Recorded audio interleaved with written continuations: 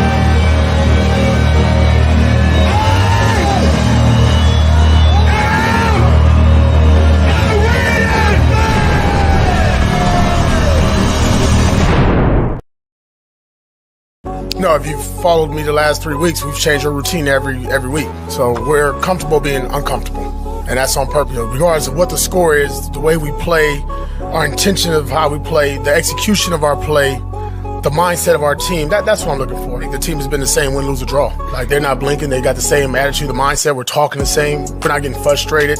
We're not pointing fingers. You hear team, you see we, you hear us. So I'm calling on Raider Nation, our fan base, our alumni to show up and show out, bring that energy, bring that passion.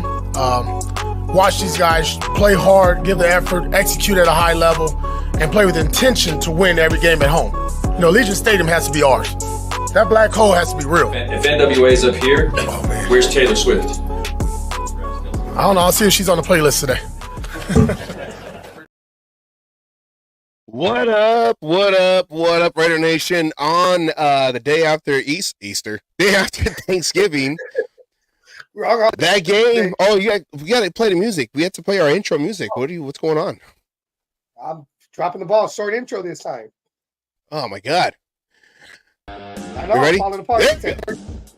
There we go. Feel like I'm too loud. There we go. 20-13 in the game that everyone thought that we were going to get blown out. I think Vegas, that's messed up that our own city said that we were going to be a 14-point, or the Dolphins are a 14-point favorite. I thought it was 12, but it was double digits, whatever it was. It was still ridiculous. Thing was, those 14 points were only 6 points in the second half for the Dolphins because this defense kept them in the game. I mean, we could have had this game won, but you know what? I'm not upset. I'm not mad. I feel encouraged. And with that, I'd rather lose a game like this than the way we did to the Bears. Oh yeah, that was horrible. Yeah. Or the other game. What was it? The game right after that we lost? Or before that? I mean, right before that. Yeah. Oh no, but the other horrible. We had two bad, horrible games. Anyway, right after that, you're thinking the Bills game. Well, the Bills, yeah, but see, that was still early. Anyways, welcome to the cage match. Where is that say? Welcome to the cage match. Here we go on the day after Thanksgiving. Wednesday, I had some stuff to take care of. A Thanksgiving party, Thanksgiving preparation, helping my grandma out and all that. So we want to give you guys people making turkeys, people making all that, whatever. We want to be bothering like other people would do on other podcasts. While you're prepping and everything, we want to make sure you were capable of sitting down, watching the show, go to YouTube, or Facebook to our what is it, the Asylum page or the Oakland Raiders Savage page. Oh yeah. Liking the show, sharing the show, subscribing, or on Facebook, giving stars, whatever you want to do, however you want to help us out by doing this. We all know you're still full with that secondary turkey you ate today because we all ate those leftovers. So, sit there and use those funds to get exercise in. Yes, that is a shout out to all the leftovers we still have. I think we still got, but when you go to other houses to get the leftovers. So today is basically like Black Friday for food. That's what we do. Well, that's what I'm gonna do after the show. Get ready and go to another house. Shout out to my uncle who's to Ozzy who's making gumbo. So I'm ready for that. But anyways, to the show. To the show. Yeah, we didn't do all that. Well, okay, that's all over. The first half we looked really good, and I know the second half it looked like we came out very conservative, and I was kind of like, why are we, Hold on, clarify on offense because the second half did their job and held them to only 6 points. The most explosive offense in the NFL, not AFC, but the NFL, and held them to 6 points in that second half. So let's clarify. They came out conservative on offense. Yeah, and their job. And not to make any excuses, but rookie quarterback, interim head coach, rookie coach, rookie offensive coordinator. We were just out there with a whole bunch of newbies, but this game was competitive throughout the whole way. And just like AP said in his introductory conference, he's not going to win every game. And, he's going to be learning along the way too as a head coach. But I guess, yeah, the playoffs are still in reach, and that loss probably wasn't, well, of course, it wasn't helpful for our playoff push, but they didn't look kill us either. Yeah, and for them to go all the way to the East Coast down in Florida, I think it was humid. It was hot. It was like 75 degrees and humid there that day. Yeah, you saw people with sunburns. You don't see that in November.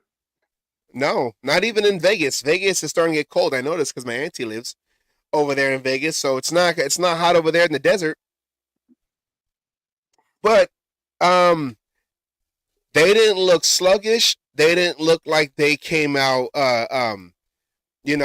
they came out with force. The defense came out and right away forcing a fumble on Tua. So we came out with intentions to try to win this game and not just be there and try our best to not look bad. This team looked very, very good. And even after that touchdown pass to Tyreek Hill, we answered back with a touchdown pass to Devontae Adams, a deep one. A ball, a beautiful looking one. Yeah, so we looked good. And I know in the second half, we came out. The defense continued their dominance on holding the Dolphins out the end zone. And the offense, I don't know. It's like they went too much to the run, but then they didn't do it to continue with the run. The run was being ineffective, though. I mean, it really was. Miami was there to stop the run. They did stop the run, and they basically said you're going to beat us with Aiden O'Connell. They forced us to throw the ball 41 times, and right now, as a rookie, Aiden O'Connell can't be throwing the ball that much. And, we needed, more out of the run game. Maybe some more of the deep passes. I mean, I know they were getting to them. They did a lot of the behind the line throws, and Miami was just blowing those up. We needed to get on the other side of that line of scrimmage. Although I don't think we had any one successful pass that went behind the line of scrimmage that did not get blown up. Yeah, I mean, I think the Dolphins defense are ranked number 15 So even it wasn't just some one-sided football team, great offense and no defense that we were going against. They were also they are also undefeated at home this season. I think there were like 4 games, the 4-0, their last 4 home games. So we went in there and we made it difficult on them. I mean, even Tua was on the sideline on the bench, looking frustrated, looking injured. Not injured, but looking hurt. Like he couldn't do. We weren't going to allow them to drop 70 on us. He usually can do, which was just sit there, move around, pick apart. He had Max Crosby, the Condor, after him left and right. Every time he turned around, Crosby was right there. And then when it wasn't Crosby, we did get some with Tyree Wilson. What was it? Blau Nichols, I think, got there a few times. Kuntz got a sack, but it got negated with a penalty, but he got in there. Yeah, Kuntz was there. I mean, Spillane was friggin' all over the place. I mean, Spillane was playing like Spillane plays. He was out of his fucking mind. Well, so with let's go back to the graphic. Aiden O'Connell, 24-41, 271 yards. He had the 1 touchdown and the 3 interceptions. That first one can say that was on him. That second one was on him, but that was a 4th down. He was trying to make something happen. It was he was in the middle of being sacked. Yeah, and we have our offense line, and this is not making excuses, but our offense line is banged up. Our left tackle Colton Miller has missed 2 games, including with this one included. So you got Luminor trying to play the left side, with Mumford winning that the right side tackle job. I was thinking when I was watching this game that they should have. I mean, I know Mumford won the job on the right side, but they should have had just give Illuminor the right side back because he's more comfortable on that right side, and Illuminor, who was the swing tackle, play that left side because he's probably more comfortable playing that left side, and just and try to at least do it that way, for them to have a better chance at blocking. Not going to say that was going to fix all their problems with pass protection. But I think that probably would have helped a little better since Mumford was probably more comfortable having to switch from right to left since he was the backup tackle before he won the job from Mumford. So I think that could have been a adjustment they would have made. But it is what it is. Still, when your best offensive lineman's not in the game, it affects shit, and it shows. It has showed the last couple of games, but I mean, okay. Oh, he's running game. My bad. All right. I mean, but it just shows. I mean, 14 carries. Yeah, we wanted to get him more, but I mean, 39 yards, averaging 2.8. He was not being effective. He was being more effective in the passing game, which we need to do more of when we're not being able to run the ball with Jacobs. Those little screen passes with Jacobs seems to go a long fucking way. We just kind of stopped doing it. And that Tucker, I mean, there again, it was just another one of those plays. Miami blew it up. They were behind the line of scrimmage on every single play that we had. That was either a pass out, whether it was Devontae Adams, Trey Tucker. It didn't matter who it was. We do a pass or try to do that gimmick play with Tucker for a handoff. And I mean, I think we were even, which is rare for the Raiders, we were even unsuccessful on a flea flicker. That's like it was close. It was close, but it was still just, it was like watching that Scantling and the Chiefs try to catch that touchdown to win the game. That was close too, but what? Still didn't happen. Close is not good enough. Is that what you're saying? Hey, close only counts in horseshoes and hand grenades. All right. Well, with that, the passing offense. Adams had a good game. He had that one long pass touchdown reception. And that was his first touchdown since week 2 when he had 2 versus the Steelers. So it's been a while since he's been in the end zone. Total on the season, something like that. It's been Adams like. It's been slow, when you have quarterbacks like Garoppolo Garoppolo that was on the team, who's on the team. We won't say his name, Garbage Low, who was throwing the ball to him for a good portion of that, though. Yeah. He couldn't reach him, though. I think his limit was only like 15 yards. It's kind of like we need cell phone service, and we got a quarterback that has a walkie-talkie. It's not going to go far. Some of those walkie-talkies go miles, so I don't know. Hey, well, you know what? Okay, this is the Walmart version. This is the we've got this walkie-talkie from Walgreens. They only run on AA batteries, so it's only good to go like from one end of the house to the other. We need to have reception that can go from one end of the city to the other at least. Can I have that, please? That's what I need. And our other quarterbacks, I mean Hoyer. I'm not going to say his first name because I always keep getting it wrong. Me, Hoyer has the arm, but he's just a coach with a helmet. That's what he is. That's basically what he is, to coach an offense that now we no longer even use, really, because McDaniels is no longer the head coach or the offensive coordinator. So now he's just kind of a guy who has a roster spot, I guess. He's our emergency quarterback. Yeah, I guess. He's the emergency quarterback. That's what he is. That's his job title.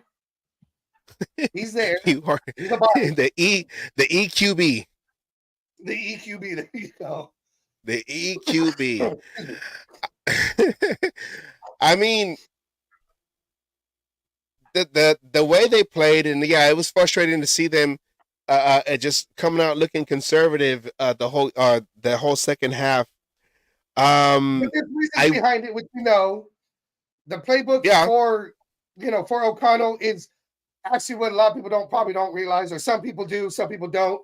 It's so small. He was a third string quarterback, and he did not get to function a lot under McDaniel's playbook when it came to practicing and everything else.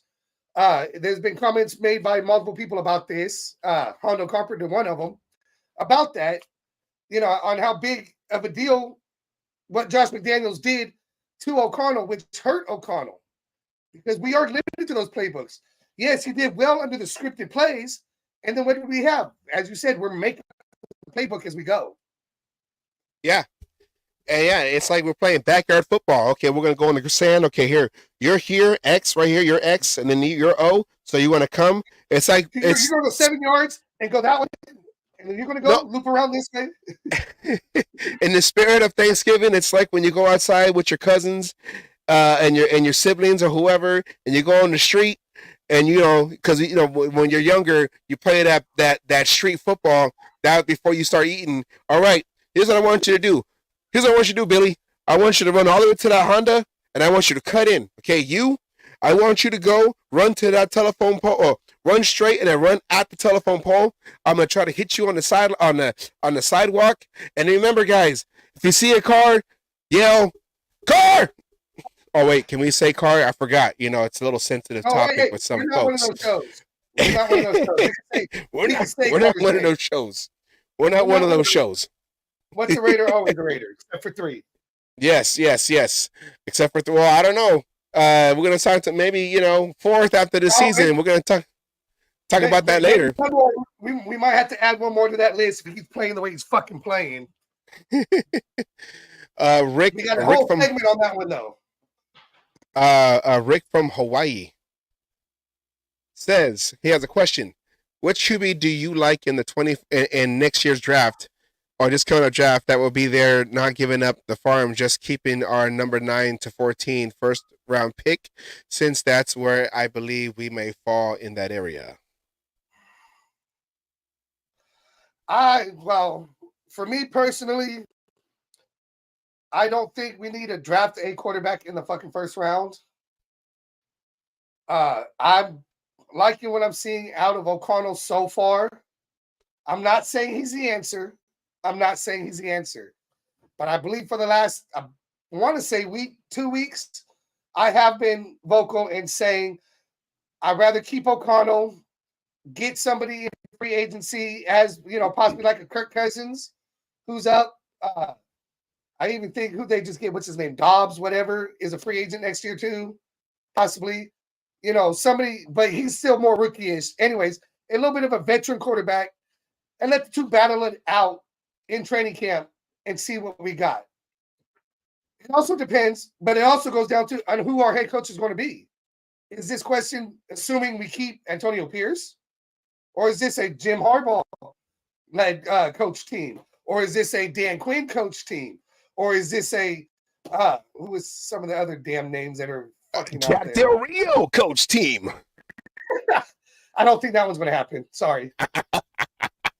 Breaking news: Jack Del the thing, Rio. Is this a Gruden coach team?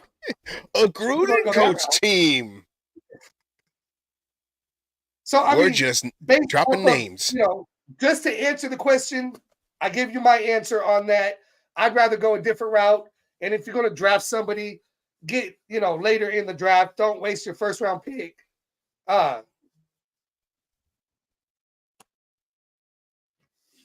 the first round. Yeah, yes. I go with that. See, that's not a quarterback though. That's why I think we need to go. Yes. But yet again, it does come down to who's coaching the team. Savage, who do you think? I say we need to get that offensive line settled for. It doesn't matter who your quarterback's going to be. He's not going to make passes on his back. I don't care if we had Tom Brady, which McDaniels was trying to go for before he realized that Tom Brady is on the brink of retirement. He already did retire before his last season of playing, and then went for Garoppolo.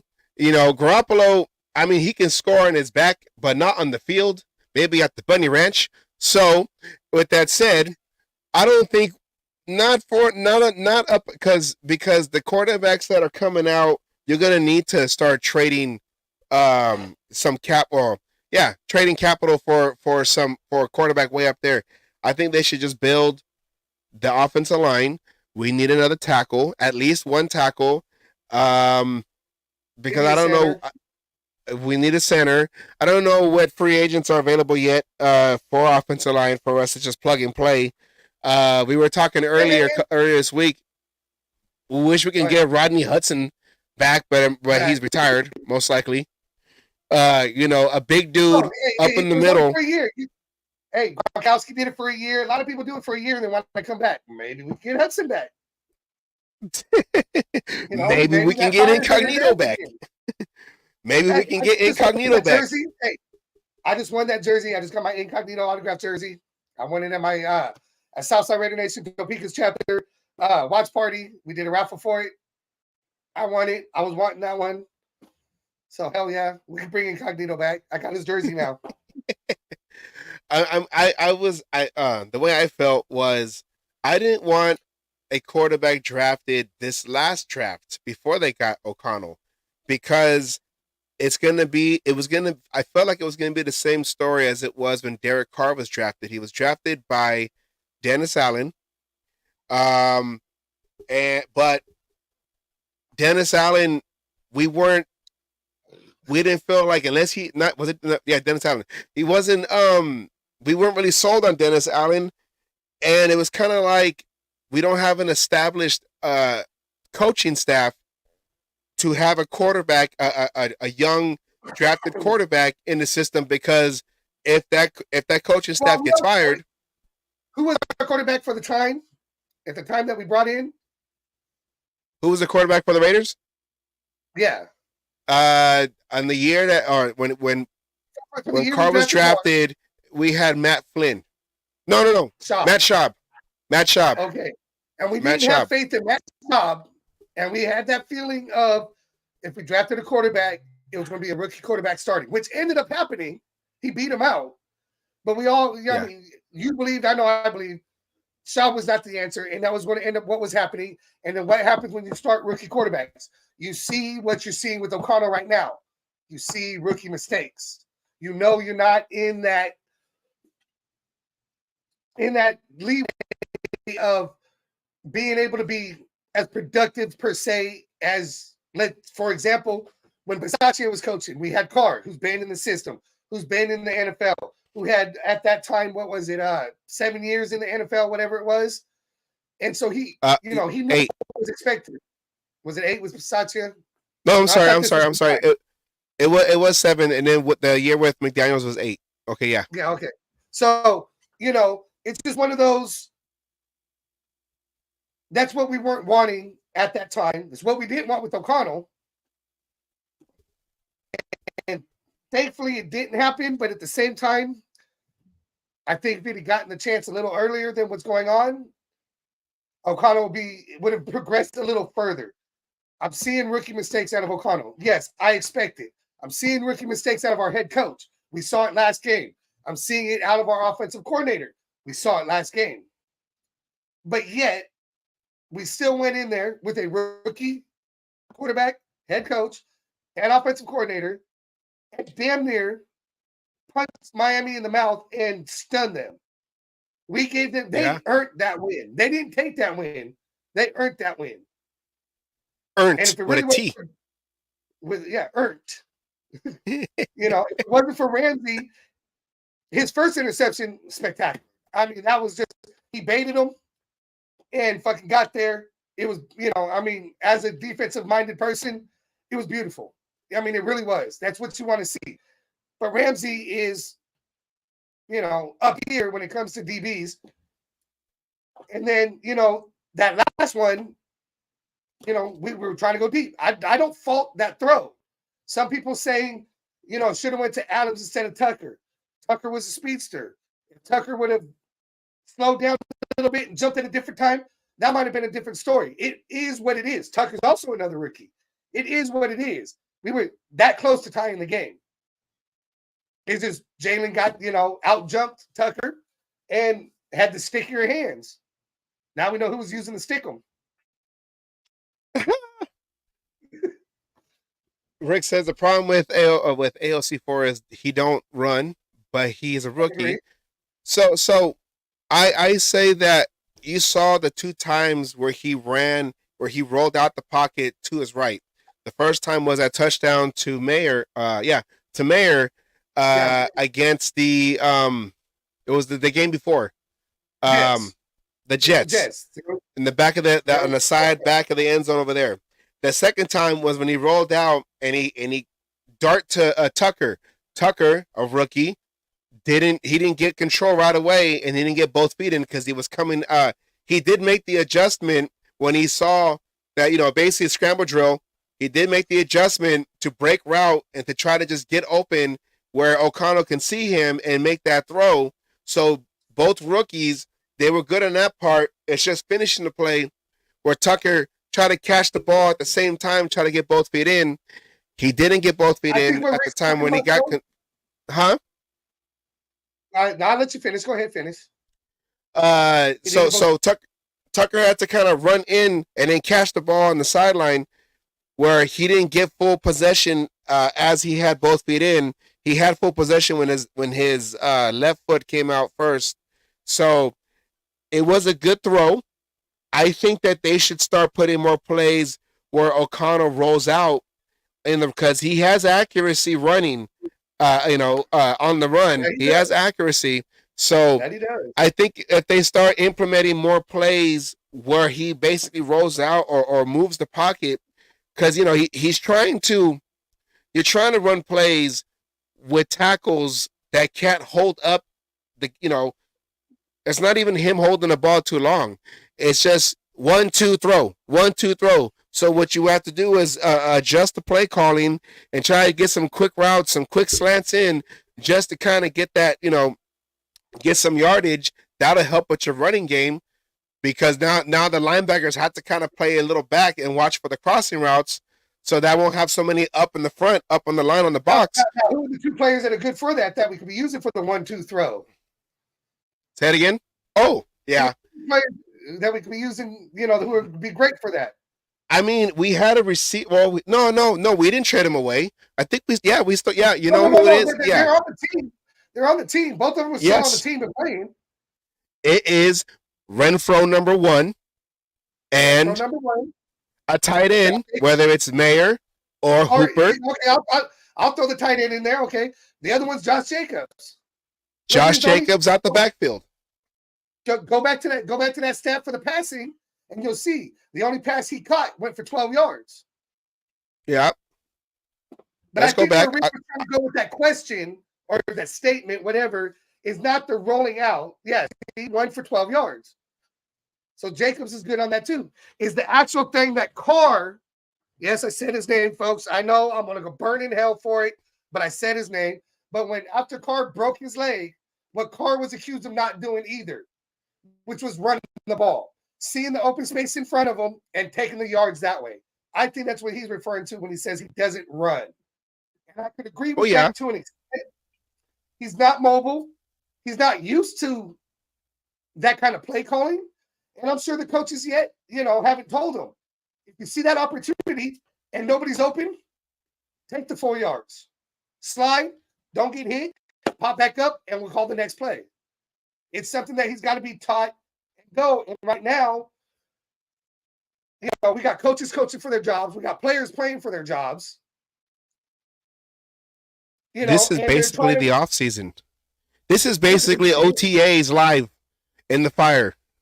Preseason games, shit like that, Yes. Josh McDaniels put us behind the 8 ball, and right now we're just coming up even with that 8 ball, and now we just got to pass it, to be able to line ourselves up and get the shot.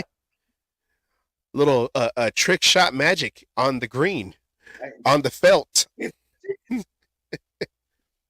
So Fitz, Yeah, I mean, maybe. yeah, I mean, like he's, I think everyone is looking at CJ Stroud as like that's what every rookie quarterback has looked like, within the last 25 years.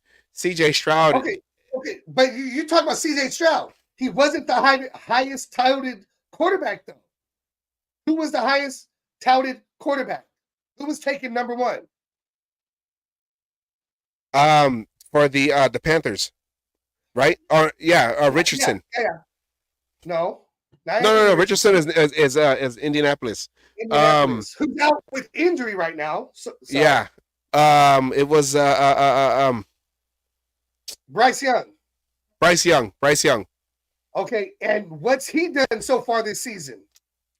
Got drafted number 1 overall. And won 1 game. Bro, you're right.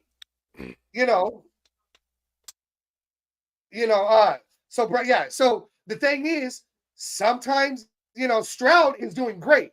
Scheme, a better team. I love what they did. The Texans, there we go. What they did when they turned around, did their number 3 pick, whatever it was, and then traded right back up and chose again at number 4, or maybe it was 2 and 3. However, they did it to get the quarterback they wanted, and then to get the other player that they wanted, which, let's look back, possibly a fucking offensive lineman to help keep them standing. I don't remember that. No, I don't. But the thing was, they made moves. Stroud was not the consensus number 1. There was back and forth. Levis, is doing better than fucking the number 1 overall pick. Yeah, but and O'Connell, who was taken in the 4th round, he's doing better. He already has more wins than Bryce Young. And he's playing how many games? Well, O'Connell has 4. He's 3-1 now. I'm sorry, he's 2-2 now. O'Connell's 2-2. Yeah. Yeah, he would have been 3-1. O'Connell. It was close. I agree. Huh? Close. I said close. It was close. But we said earlier, close don't count. But hoes and tricks, whatever you said. Everyone's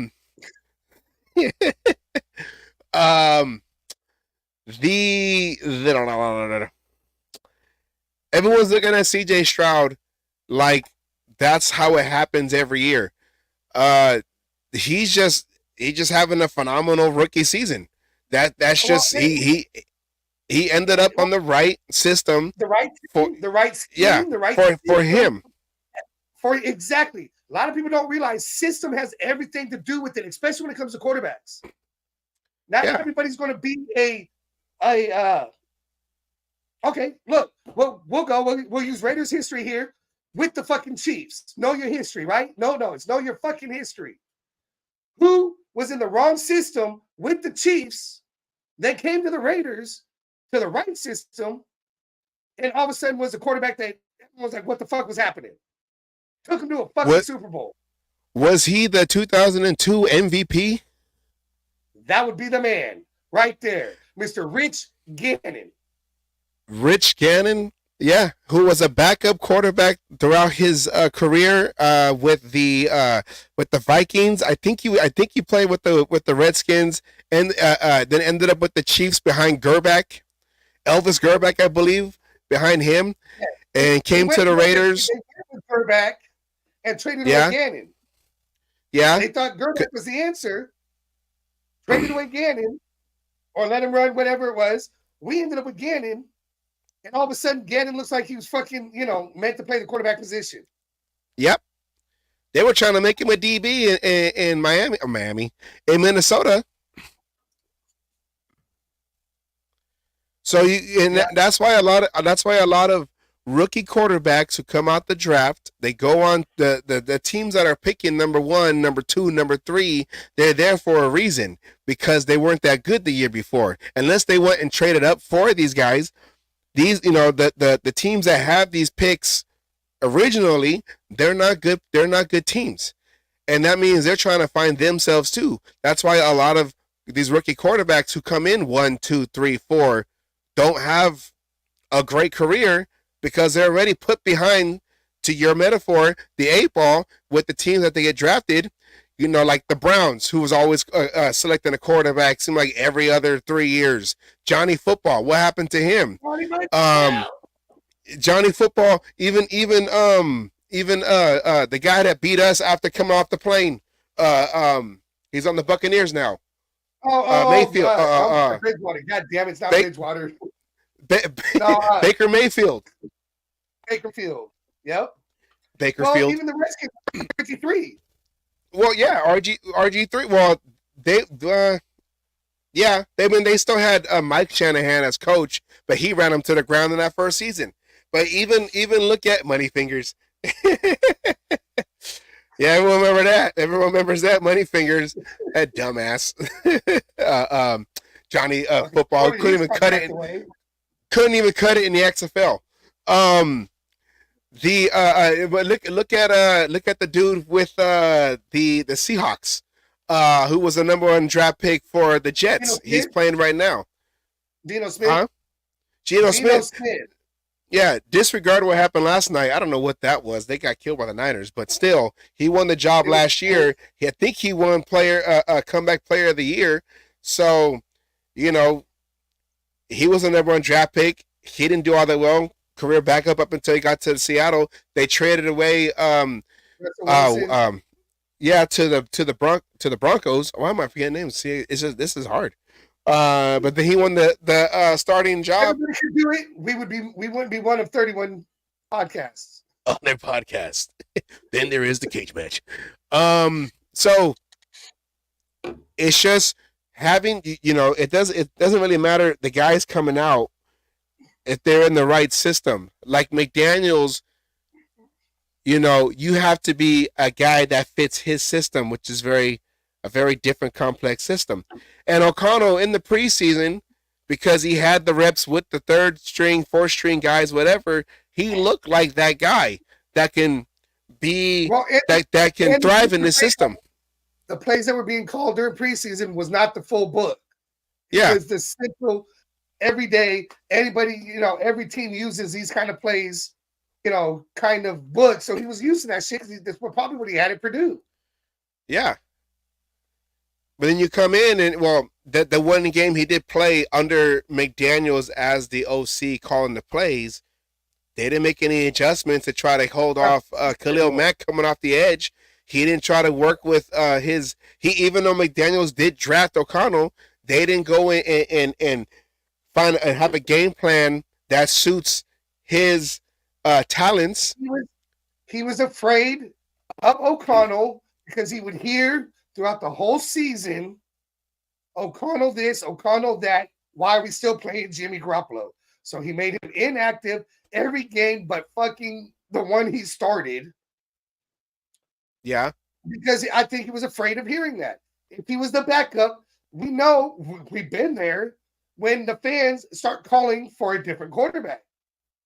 Yeah. We get loud when we don't get what we want. Do you remember that? Do you remember the year it was 2007? We drafted a number 1 quarterback overall, and he did hold out for most of the year. But when he was officially signed on that year, we had a quarterback. We had Josh McCown, and then eventually we had what was his name? He came from Minnesota with Randy Moss, and then ended up with Miami. Busted his shoulder.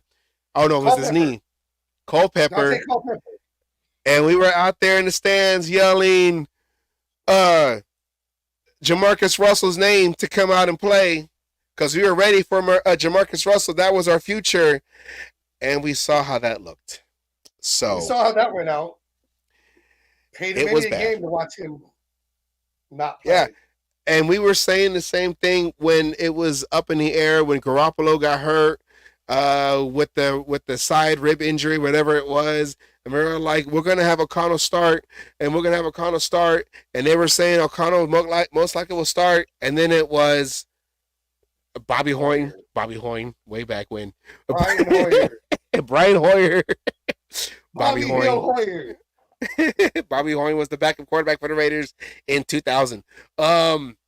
So and then you saw how that worked out, and we were still calling for O'Connell, and I think that's what probably made McDaniels get fired on Halloween. It's like, yeah, you don't want your pride to take a hit. You're too proudful on who you are and where you came from with the New England Patriots, and you tried to avoid being wrong, and you ended up losing your job. And now here we are trying to put the pieces together from that broken system. With a bunch of rookies. With a bunch of rookies. GM, to head coach, to coordinators, to quarterbacks, to wide receivers. Our talent is scattered with rookies right now. Yeah, the opposite Max Crosby, a rookie defensive end who's now starting to get his feet, starting to make some plays now. So we're all trying to put this together, and I'm not saying that I don't, yeah, they're there. What number? Let's look at the playoff. Do you got it, or am I gonna do it? I'm not there. Go ahead. If you look at the hunt, we are number 12 right now. Before yesterday's games and today's game, we are number 12 in the hunt for that, at least for the 7th spot. If we don't go to I want them to go to the playoffs every year, but if they don't go to the playoffs, it's like the reality is, look at what we went through, and this is not like a Rich Bisaccia thing where we come in and get in week 6. Not in the number 1 right now. Yeah, like we had an established team when Bisaccia came in and had to take over for Gruden when he resigned. So that was a different story. We were not confident in McDaniels in his first year. You saw all the double-digit losses we had, all the fourth quarter or second half losses. When we had the lead, you saw all that 17-point lead. Yeah, we saw all that. We were not confident in this or coaching staff. So if we make it to the playoffs, this would be a miracle. But I just want to see that. I just want to see AP continue next year with this team. Whether we go a different direction with offense or not, whatever. This is another reason why I didn't want McDaniels, because if he didn't work out, that's a whole new offense, because that's a McDaniels / Brady offense that we had. It's not a West Coast variation. We can just tweak it with another variation, same concept, same, verbiage or whatever. This is a McDaniels different offense that only worked under Tom Brady.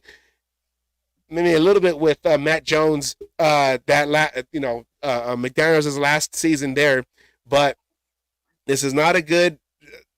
Only McDaniels runs his offense. Nobody else runs his offense. So I say, yeah, and we're like stuck in this weird situation We're stuck where in the twilight zone.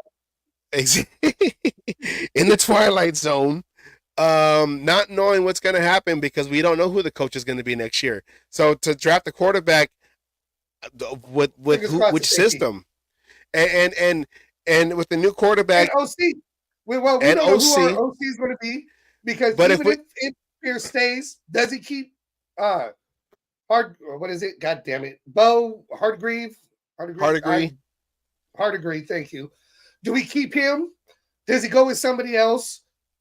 You know, quarterbacks. Who does he want? Running game, running styles. You know, we know the defense will probably stay pat, and he'll probably keep Patrick Graham. I don't know. If we go with the offensive coach, I see Patrick Graham. I'm saying AP. Oh no. Yeah. If we keep AP, I would say maybe the only change would be on offense. Offensive OC coordinator. On coordinator. If we go with a whole new coach, if it's an offensive coach, gone.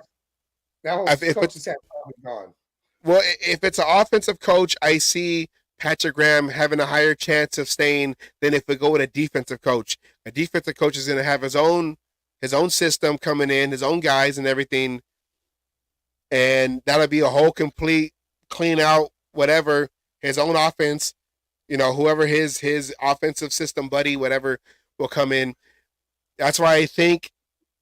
I mean, what do you really have to lose? Mark Davis, if you're listening, just hire AP. Get it over with. Yeah. Hold on, I like this comment too. Going. I said this in the last show that McDaniels, I'm predicting this, okay? Bill Belichick will either walk away or be let go at the end of the season. They're not going to fire him in mid-season. It doesn't even matter. It wouldn't even matter. To the Chargers. To the Chargers. Oh, that's my prediction. He's going to the Chargers because he wants GM fucking. Why are all these old head coaches want to go to the AFC West? You got Sean Payton in Denver who came over. Now you got Belichick rumored to go to the Chargers after Andy Reid took over the Chiefs many years ago. Like is this all the whole 90s, late 90s all-star coaches coming over, early 2000 coaches coming over to try to take over? Then who do we get? Antonio Pierce. What if we have to pick within that early 2000 Belichick, Andy Reid, Sean Payton era? Who do we pick then? Who is left? We're going to bring Holmgren back. We're going to bring Holmgren back. we're gonna have Daddy Shanahan, stint number 2. I don't think Marcus is that stupid. I don't know. He did try to interview him before he got Jack Del Rio. Before he got Jack Del Rio, he tried to interview him. That's what got Greg Papa fired for speaking his mind. If they hire Mike Shanahan, I will resign because I am loyal to Al Davis, and I will walk away because Al Davis hated Mike Shanahan with a passion. There it goes. I got Davis fucking permanently on me. There we go. You can't say I'm any less loyal. Rick asked, do you think we get an OC and keep AP or keep Champ Kelly, work out a deal with AP as the head coach of the defense and get a head coach that can work with them all? I think if we keep Champ Kelly... I'm on to this down. I don't think Champ Kelly's going anywhere.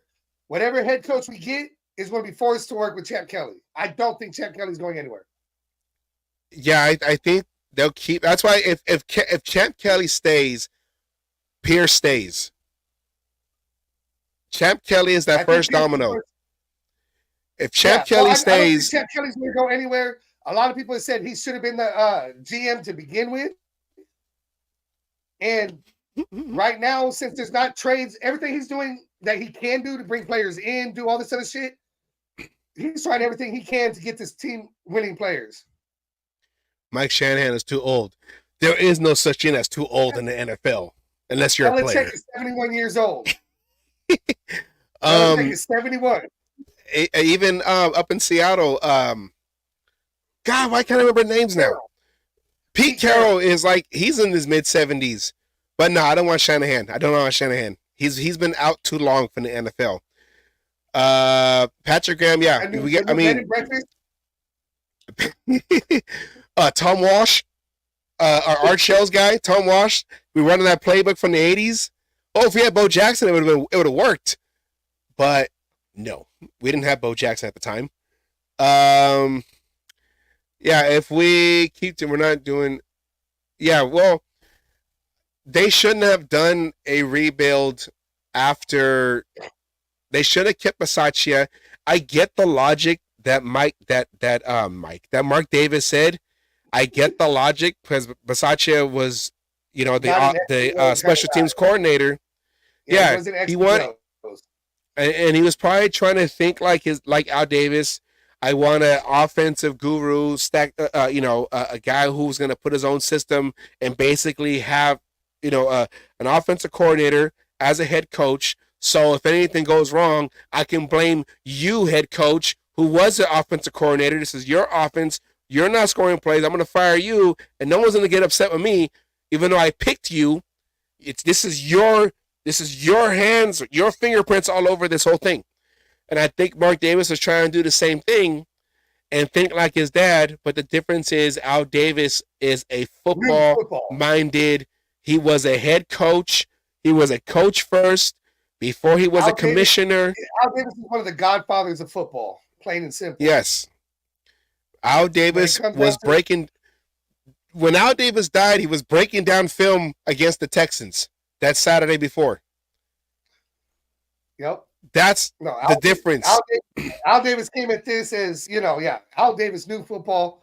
That's the thing. Mark Davis came out early and said he doesn't know football. He's going to hire people who know football. Well, start listening to these people who know football, which it sounds like he's starting to do because, you know what? He done fired McDaniels, I think, at the right time. Yeah, Halloween. Trick or treat. Trick. Trick. But is it? I like what he's saying that Pierce has a chance to win this job. Can you imagine Mike Shanahan on the sideline and a walker? Can you imagine him trying to run down the field to call timeout? Hold on. Hey. You have to have an earpiece to the refs. Time out. He has to have an earpiece just to hear in general. That's hearing aid. He's gonna have the sonic ear that you see on those infomercials at 3 a.m. I watch TV Land, so I know the infomercials. There's he's gonna have to have one of those seats that, like, the ones that go up the stairs. He's gonna have one that goes up and along the sideline. Hey, challenge flag. Hey,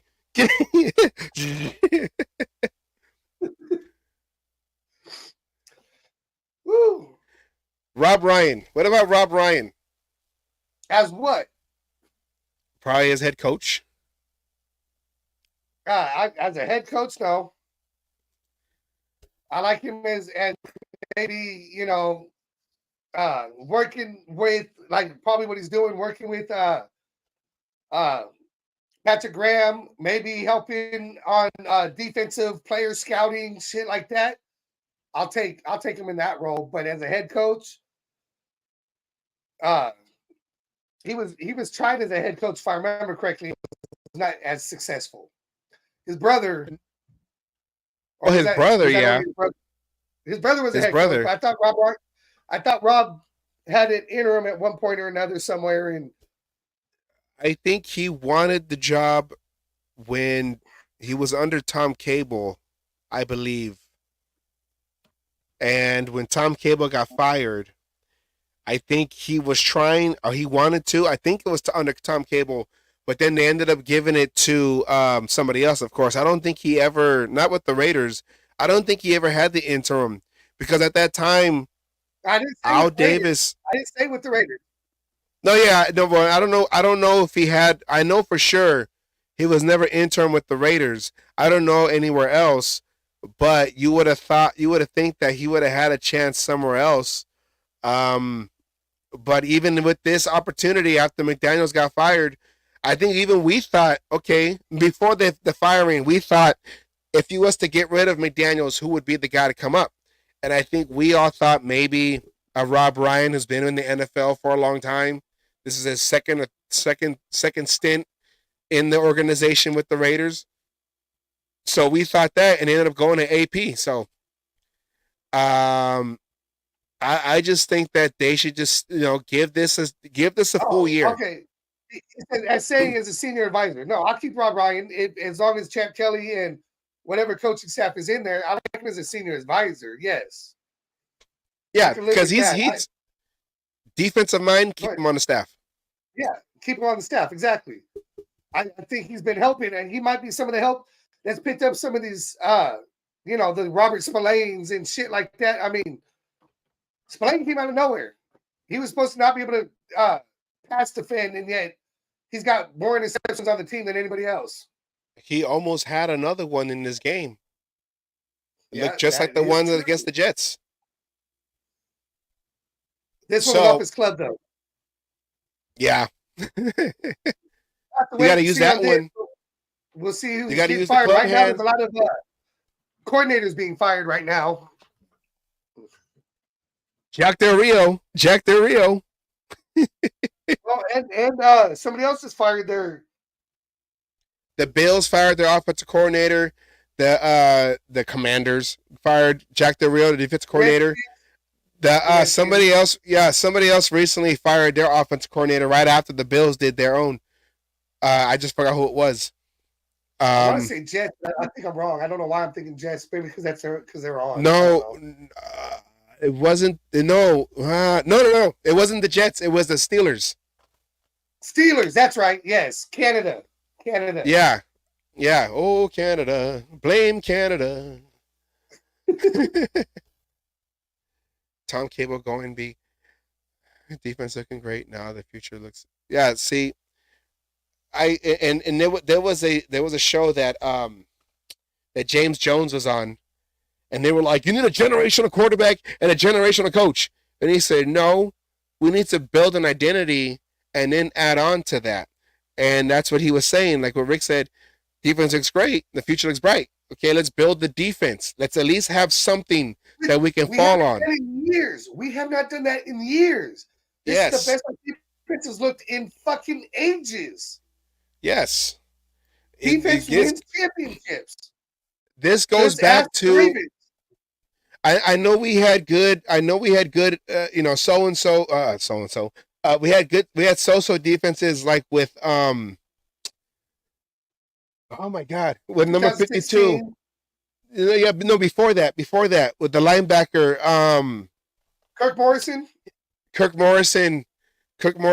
and it was him and another guy. I think the other guy passed away too a couple years ago. Number 52, and I think he was 53 or 54. His dad was an ex-chief, but they were decent then. But we're talking probably going all the way back to maybe the 2002 year under Chuck Bresnahan as a defensive coordinator, when you had all them veterans on the team, John Perella, Romanowski, cornerbacks. Charles Woodson was a younger Charles Woodson on the other end. After Buchanan broke his wrist, you had it wasn't Love, it was the other one. I'm forgetting his name. But you had, safety. You had the other, Rod Woodson was back there. So you had all the veterans. That was a good defense. That was a great defense. Even I think 2 years before that, you had the defensive line that was knocking out quarterbacks each week. Reagan Upshaw was knocking out quarterbacks, and Lance Johnstone was knocking out quarterbacks that year.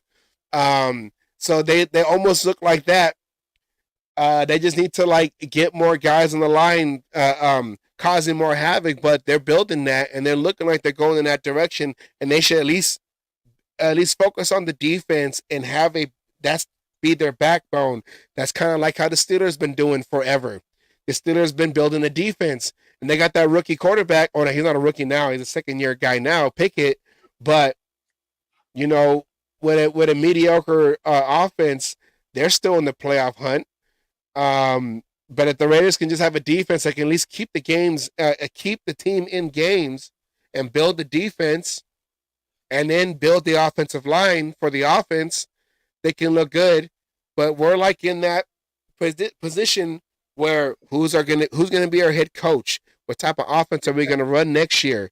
Who's gonna be our quarterback? And something I disagree with Rick on. I don't think we need to draft a fucking quarterback this year. I know everyone's saying this is a quarterback heavy fucking draft. I don't think we need to draft the quarterback this year. I just don't. I think if build the defense, build the O-line. I agree with everything here, but in the fourth round, what do you think you're going to get the defense or the O-line players is going to be in those rounds? You know, if you waste it on a quarterback, you know, we have, I believe 2024, we're actually in a good spot as far as salary cap. So, you know, let's see who doesn't make teams. Let's see this and see that. And let's let O'Connell finish out. O'Connell might, you know, what do we got? 5 games left, 6 games left. O'Connell might fucking all of a sudden everything start falling together, and all you're going to hear is keep O'Connell. Yeah. I just think O'Connell needs somebody to fight with him. You know, just get somebody. Yeah, you know, to compete with him, put that fight. Carr was the same way, you know, until he had that fire under his ass because somebody else was behind him. Then he would sit there and outwork whoever was behind him. Sometimes players need those people right behind them, the youngsters or whatever it is, that one person who, oh, you think you're better than me? I'm going to earn my spot. And let's see, let them battle it out. Bring in a quarterback that's got talent, you know, one way or the other, and let them battle it out. Like I said, Kirk Cousins, until he got hurt, wasn't playing half bad. Yeah. You know, he's a playoff quarterback. He was in the playoffs last year. You know, bring him in. Let him battle it out for a spot. I think this is probably, I know, and all we can do is look at it like right now. We can't really predict what's going to happen, but I think this is probably a good situation for O'Connell. Yeah, we want to go to the playoffs, but this whole season there's no high hopes, so there's no pressure, and you need to win. You need to win now. We want to win every game. That's our motto. Just win, baby. But I think this is a good chance for him to learn. All we want to see is growth. To learn how to be an NFL quarterback. One of the knocks on him was he held the ball too long in Purdue.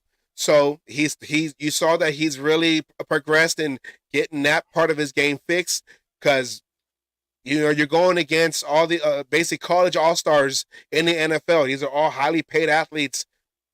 You're not going to get 4 or 5 seconds. Yeah, you're not going to get 4 or 5 seconds. You're not going to get 4 or 5 seconds behind the line. You know, you're going to get 2, 3, 4 is that's a long time in the pocket. So he's learning that. But you need to have an offense coordinator that can adjust and call plays. And even this new guy, he's trying to build a playbook as we go along, because he got thrown into the interim. His plays. Yeah, he got thrown into an interim spot too. Yeah, he's building a playbook off of Josh McDaniels' plays, not even his own.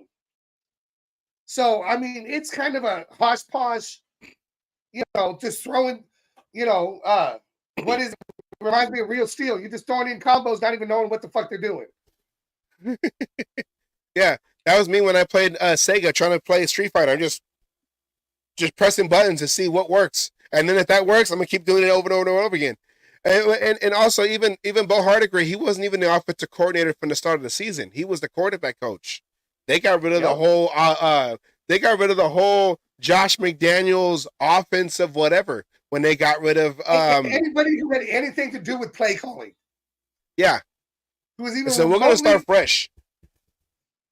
And I'd like to see Hardigree stay and be able to insert his own. I would love to see this core get another couple of years. Yeah. Just to see. I mean, it hasn't been bad. The play calling hasn't been terrible. It's just been limited. Yeah. There's a difference. Now, if he can institute his own plays, his own shit, and get to, get out of this Josh McDaniels bullshit completely, I'd be interested to see what this coaching staff can do if they're held together. Yeah. And that's they talk about going through the whole cycle every 2 years, new head coach. Every 2 years, new head coach.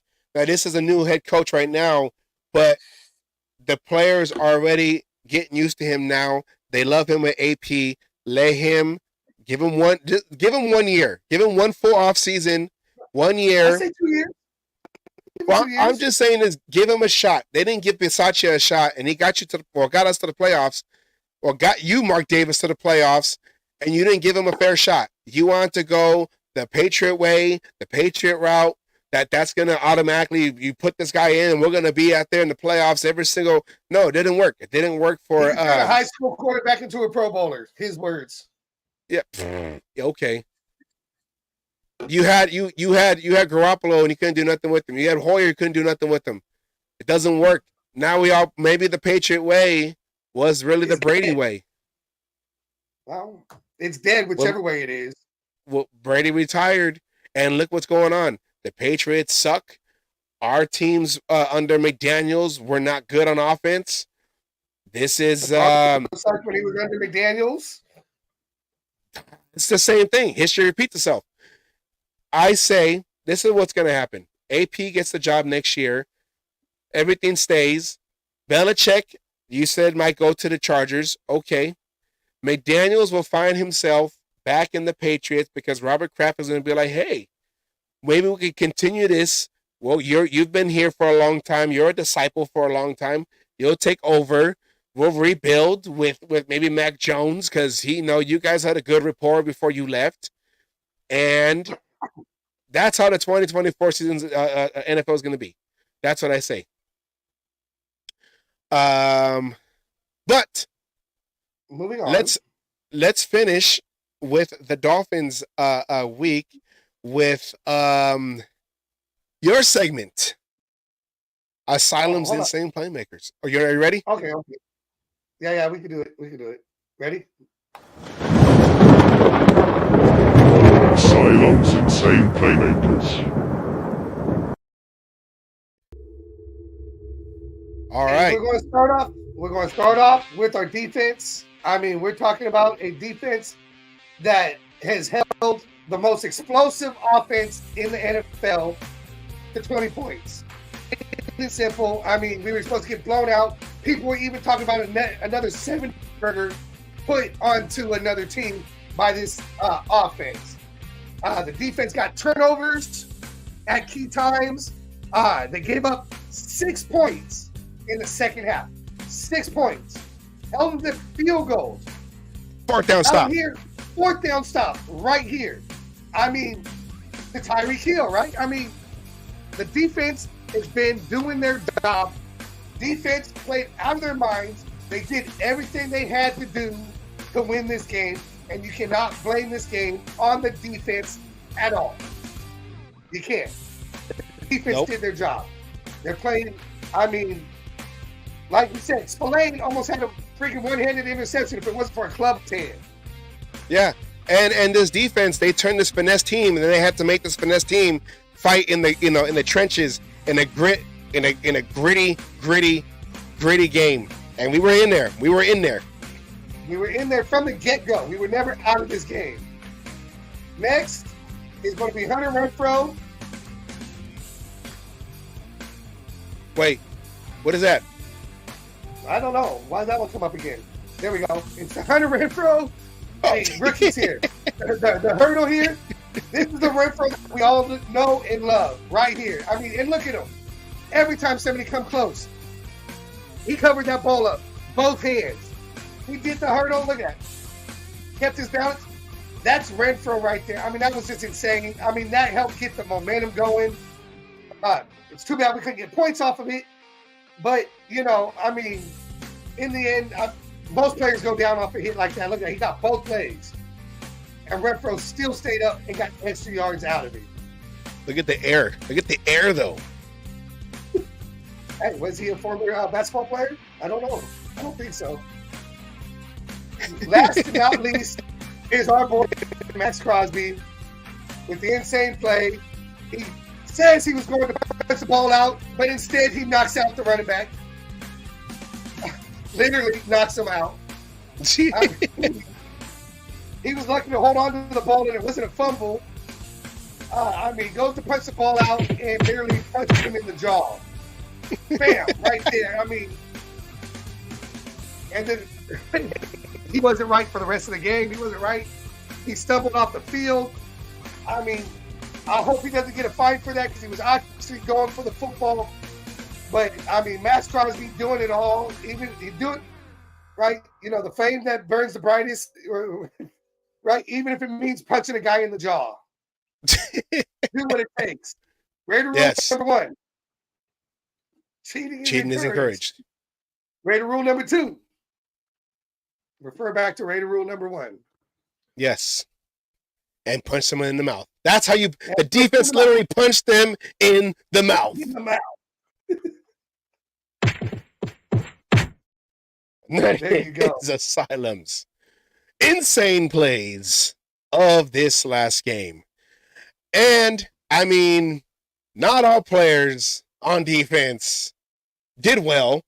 We have a defense with 10 physical guys and one that's just there for the jersey. Should we go into that? I'm going to go into that. Are you ready? I'm ready. Here we go with our new segment. Yeah, I got to step out real quick. Okay. Well, with that, you know what? Let's have a little commercial break. It's been a while. Let's give a shout out to Raider Man, what Raider Man wants to do. Helping out the kids and everything. Take them to a first Raider game. So here's a commercial with Raider Man. Get ready for the ultimate Raider fan experience. What's up, Raider Nation? It's your friendly neighborhood, and I've got an amazing trip planned for you. Join Raider Man and the Black Hole on a once-in-a-lifetime journey to tailgate at the Raiders Stadium in Las Vegas with Raider Man, the Black Hole, and Raider Nation.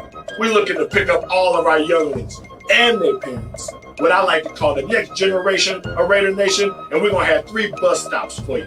Richmond, Fresno, and LA, and we on our way to Vegas, baby, to hang out with the legends. You'll even get to tailgate with iconic ambassadors like Senor Raider, Violator, Gorilla Rilla, and more. Join us to enjoy free access to our Sunday events full of fun and surprises. And when you arrive in Las Vegas, we'll welcome you with packages containing everything you need to make your weekend unforgettable.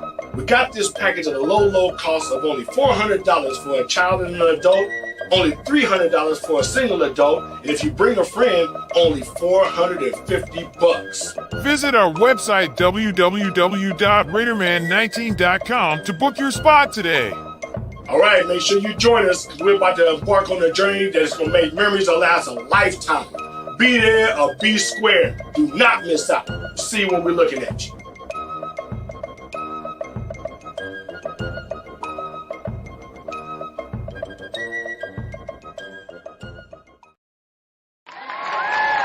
And that was Raider Man. Raider Man trying to make a difference. One of the original members of the Black Hole from the late 90s, early 2000s, and he's still active. He has a podcast too. Go to RaiderMan19.com. He has his own podcast that he's doing. He'll give you the history of the Black Hole. Which is in our intro. The Raider Oath that we have in the intro that was written and written and recited by Raider Man himself in the intro that we play at the start of our show, because we want to show love to Raider Man, who all he wants to do is, represent Raider Nation and help out the youth. Raider fans, get them to the first game. Basically, an ambassador like Violator says. Violator, preaches, be ambassador. plant that seed in the young ones, so they grow up to be hardcore Raider fans, Raider Nation, and all that. So Just like that. shout out to Raider Man on that one. But now, got a new segment. I love this one. New We kind of segment? talked about this new segment. We talked about this before. My character's based on this guy right here. Here we go with our new segment. You are nothing but garbage, yeah. Nothing but garbage. And I climb in the garbage can, because comparatively speaking, you are nothing but garbage. I don't have music, so we're gonna put whatever song on here. What do we have over here? We'll put the Cage Match theme song right now. All right. And we only have one guy that's a nomination for this. You're nothing but garbage. You saw him come out the garbage can right there. It's this guy right here. We've been calling it Number since, 24. which is making that tough number. to say because we've had some spectacular 24s. But Yeah. he's doing his number no justice. I mean, watch this Olay tackle. I mean, our rookie's the one who actually gets the tackle. Olay. I mean, he's not fighting no fucking bulls. What the fuck? I mean, and like you said, the rookie got in there and made the tackle. He was there for the assist. And you got this one right here, this pass right here. Like he I don't know if he's just scared to hit. Yeah, and that's what he does. He's always behind. He's right near the sticks. And I mean, as a DB, you should be able to read that real quick. You saw the guy come in, and okay, who's your guy? I mean, look, he breaks and then stops because of him right there. What the fuck's he doing? Yeah. Lane's got him. I mean, he left Tyreek wide open, and then he closes, and he could have been there when the ball got there. And that angle he took, he could have missed that. He could have tight-roped that sideline and would have gained more than just what he got. And this one right here. Oh, look, yeah, 5 yards off, and then fucking gives on the fucking play right after he catches the ball. I don't care how fast Tyreek Hill is, because he didn't get no other touchdowns in the second half. We even busted his hand. Well, look, we showed it on the insane plays. Max Crosby was there, and I forget who got the damn tackle. He got him behind the damn line. Why? Because he wasn't playing 10 yards off, and was there as soon as the ball got there. And you seen so you saw where the guy Tyreek Hill came, and the other dude, he went inside. So you had that safety help covering in, and he just still kept going back, and let him break his route. That's all he does all season. Not only the drop passes, the drop interception gifts that he got. He could have had a pick six against the Steelers. He could have had another taken away fumble off of somebody else. It's just horrible. The handoff that we tipped to him, that was I believe it was Robertson tipped it to him. Look at Rick saw it firsthand. He was there. He was a witness to this garbage. Peters, even his own dad is probably. I wonder if his own dad is wearing his jersey. He's probably like, nah, man, I'm an old school Raider fan, and you're making that number 24, who was worn by Willie Brown and Charles Woodson. Like you're making that number look bad. I mean, at least he's making Huff look good. He's making Michael Huff look good, who wore 24. Well, Michael Huff at least scored. At least got the interception on Al Davis's first game after he passed away. So that'll forever be Michael Huff's. When you think of Michael Huff, you're going to think of that interception. And even that defense had 10 players on the team. On the field. But there's physically 11 guys on the field when on this defense alone, but really it's only 10 guys playing, and one's just kind of out there trailing. The one thing that annoyed me too in this game was Peters was over there hugging all his friends. He had his arm over somebody's back over there, giving Tyreek Hill high fives and stuff, because that was his ex-teammate at the Chiefs. Like, you're a Raider now, okay? We don't do this let's be all, this is my brothers from a, no, okay? Especially with the Chiefs, no. You need this, I wish we had more depth on the defensive the DBs. But you know what? Put Jack Jones in there. I don't care. Put someone that's gonna try. Because I'm sick and tired of yelling at the TV. I'd rather see Bennett take it on Hill. What was one of my keys to last week's game? Do not put on Hill. Yes, and look what happened. And look what happens. Exactly. I called that. And that looked like they were in a man coverage, but he was playing in a zone, waiting for a safety to come up. There's times where the safety is in front of him, Peters, before the ball snapped. Like he wants to play safety. He doesn't want to get physical. He doesn't want to get in there and make a tackle. Throw your body in there. Amik Robertson has thrown his little. He's like 5'2".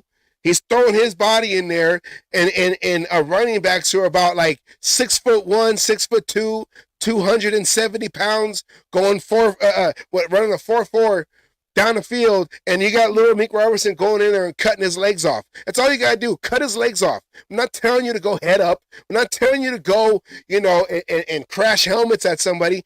Go down, slow him down. You had a rookie with a foot problem make the tackle while he was olaying. He was trying to do a shoulder tackle. When has shoulder tackles ever worked? When have they ever worked? Never.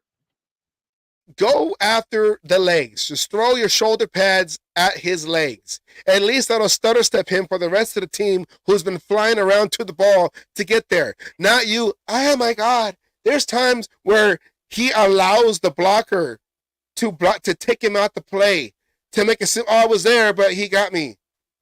No, he doesn't. There was one play, not this past game, but the game before, where he had his whole body, where he could have just pushed off the blocker and made the tackle, but he just kind of ran with him like this, and he ran with him like this, and then when they tackled him, then he was there. Oh yeah, hey guys, I made it. I'm here too. It's getting annoying. I'm yelling at the TV, and I'm yelling at one guy. We can have made a play, but all they see is the lack of effort. I used to be a football coach, and the one thing I can't stand is lack of effort. You can be the worst player on the team, but if you're showing effort, if you're throwing yourself out there trying to make a play, then that's, then you got this all-star, or this guy who thinks he's an all-star still. You got cut by the Ravens right at training camp started. That's how we got you. You got cut by the Ravens, and you're coming over here. Oh, now I got a jersey that my dad can wear because I'm a. Held out all preseason before signing the contract. All that shit, and then they give him number 24. Yeah, it's. I don't know. I'm getting tired of seeing him out there on the field, basically wasting a starting position. I know Amik Robertson, he dressed up, but he didn't play last week. And AP also said that was more to protect the player. Yeah, even though medical, they said even though he was medically cleared, he's protecting the player in the long run than just to throw him out there. But you know what? Put Jack Jones out there. I know Bennett has been iffy, but he's a rookie. You know what? Take Peters out. I'd rather have Bennett covering everybody. Here's the question. Here's the question that who's live right now. Who is the question? Here's the question. Here's the question. With Bennett being the rookie, and he's had it, he's been up and down these couple games. He's a rookie. He's learning. Would you rather, if you were a quarterback facing our defense, would you rather throw to the rookie that's trying, or the veteran on the other side, who's mostly on your right side? The quarterbacks out there are mostly right-handed. You throw to the guy that's giving your star receiver a 20-yard cushion. Who would you rather throw to? I'm throwing to the cushion. At least the rookie's going to be there. At least the rookie. He may make a mistake, but he may make a play. That's a 50-50 ball. The 20 yards. The rookies. I got yards that way. I got yards. It could be a first down. It could be 7 yards, but he's going to get his yards. How many times have you seen Peters behind the sticks? I'm covering that guy. He has to go 7 yards. So I'm going to be back here at 9 yards from the line of scrimmage. I've seen that many times where he's given so much cushion. What are you doing? And you don't see the other cornerbacks giving that. Amik Robertson, like I said, who's 4'12", he's like maybe 3 yards off the ball. He's a small guy. He has to jump for those 50-50 balls. Literally has to launch himself in the air because of his height. And he still does it, and he has 3 interceptions in the season. Marcus Peters was given 2 interceptions that he dropped. He has 1 interception. He should have 4 total. He dropped 3. Has the 1 pick 6. Has 4. Should have 4. But yet he could have 2 pick 6s. A linebacker has more interceptions than Marcus Peters. With the club hand. With the club hand. Who was, when he got signed, they said he was not a good pass defending linebacker. Even he admitted that he's not a Spillane. Oh yeah, I'm not a good pass defending linebacker, but he worked on it. They don't take him out on 3rd downs. He's there every down along with Crosby. He's there every down. Exactly. He's there every down. With 1 hand. He broke He almost had a state of the game. He almost had another interception on this last game. He had to stretch out more than the same play he did at the Jets. It was almost identical, but this one he had to stretch out more, but he almost had it. Peters hit the club. If it didn't hit the club, he had a chance. And I still picture in the Jets game on that 4th down, they try to do the Jets. They try to throw the ball to the running back, and then they try to kind of lob it over Peters for that reception, but he threw out of bounds. And then you have Peters on the sideline dancing like a stupid ass, like he did something. I'm tired of seeing Peters. Even Hondo said, Hondo Carpenter said, the video you sent me said, you got 10 guys out there, or you got a great defense out there, except for Peters. Except for Peters. Except for one. He's a defensive grade great, except for one. Peters, who might become number 4 on our list of once a Raider, always a Raider, except for. Yeah, if you wanted your dad to wear your jersey, go to Raiders.com and get the number 24 customized jersey. You have the money for it. Get the game-worn jersey with your name on the back and say, here you go, what could have been. Because even though you're on the team now, you're really not on the team. You don't make no plays. You have one good lucky play. I'm wondering if his dad's actually wearing his jersey. He's like, I'll wear a 24. On the back. It says Brown on the back. It says Woodson on the back. He might even wear his cousin's jersey. It says Beast Mode on the back. It says Lynch. That's what it says. It says Lynch. Does not say Peters. Because, that's a good name for him, though, Peters, because it feels like he's just been petering out in defense. Just Peters out. Just Peters out. And that is your nothing but garbage player of the week. And I don't like to talk mess about my Raider players, but so far of the season, it ain't even of the week, it's of the season. We called him out. I called his ass out over 6 weeks ago. I've been saying this for a while. Yes. Thank you, Rick, for being. Thank you, Rick, for always being here. Appreciate you interacting with the show. Watching all that work. I appreciate you watching all that work. Raiders. While at work. And you know what? That's what you said, Salim. You said, I want to have a show where people can be at work and listen to us, whether it's live or on a replay. And Rick, he's living the dream. He's living our dream. Or he's helping us live the dream. He's helping us live the dream. Appreciate you, Rick. Don't get in trouble. Keep listening. One earpiece in, one earpiece out. But yeah, Peters is garbage, and that's what we gotta say after that. About him. About him. Should we forecast next show? What's going to happen on the next show? I'll let you. I'll let you. I'll let you decide that if you want to do it. well, there's going to be there's a good chance next week. So we're going to have a debate about Peters. We have found a person, Miss Peggy, who's been on Captain Jack's show many a times. She actually does a show with him. She's going to come grace our show and go 1-on-1 in our first official cage match segment with me about Marcus Peters. So y'all can watch, y'all get to vote, determine who wins between me and Miss Peggy, but it's going to be about Marcus Peters and whether he is garbage or not. The first cage match. The first cage match. This is the first cage match. The first cage match ever in the bye week. Come at 5 o'clock. I swear we'll be on time this time. And watch the first cage match between Asylum and Miss Peggy on the subject Marcus Peters, or I like to call him Mark-ass Peters. Ooh, yeah. Garbage Peters. There's a promo right there. There's Mark-ass a promo. Peters. There you go. You hit it out the park. Hit it out the park. That's how we do it over here. And next week's show on the bye week, we'll keep it interesting. Even though there is no competition on the field, there will be one online on the cage match. Check your local listings or YouTube. I just wanted to say that. Check your local listings. Same bat time, same bat channel. Oh, yeah. On the bat time, same bat channel. Yes, because we're all bat crazy. Shit crazy. Oh, yeah.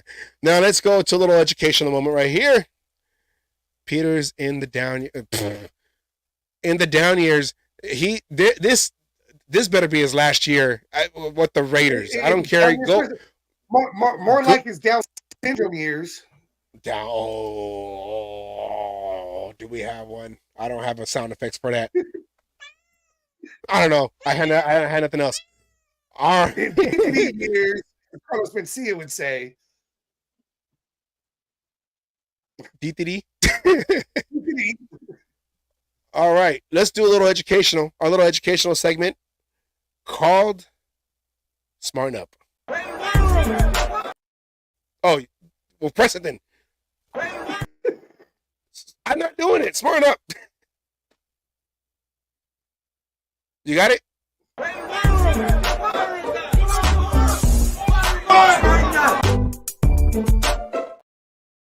This is our new segment. I love that segment. I love that whole that video. Okay, this one. Now, I'm going to introduce it. So, this is Hondo Carpenter, who is a writer. He's a reporter for the Raiders, and he tries Sports Illustrated. Sports Illustrated. Sports Illustrated.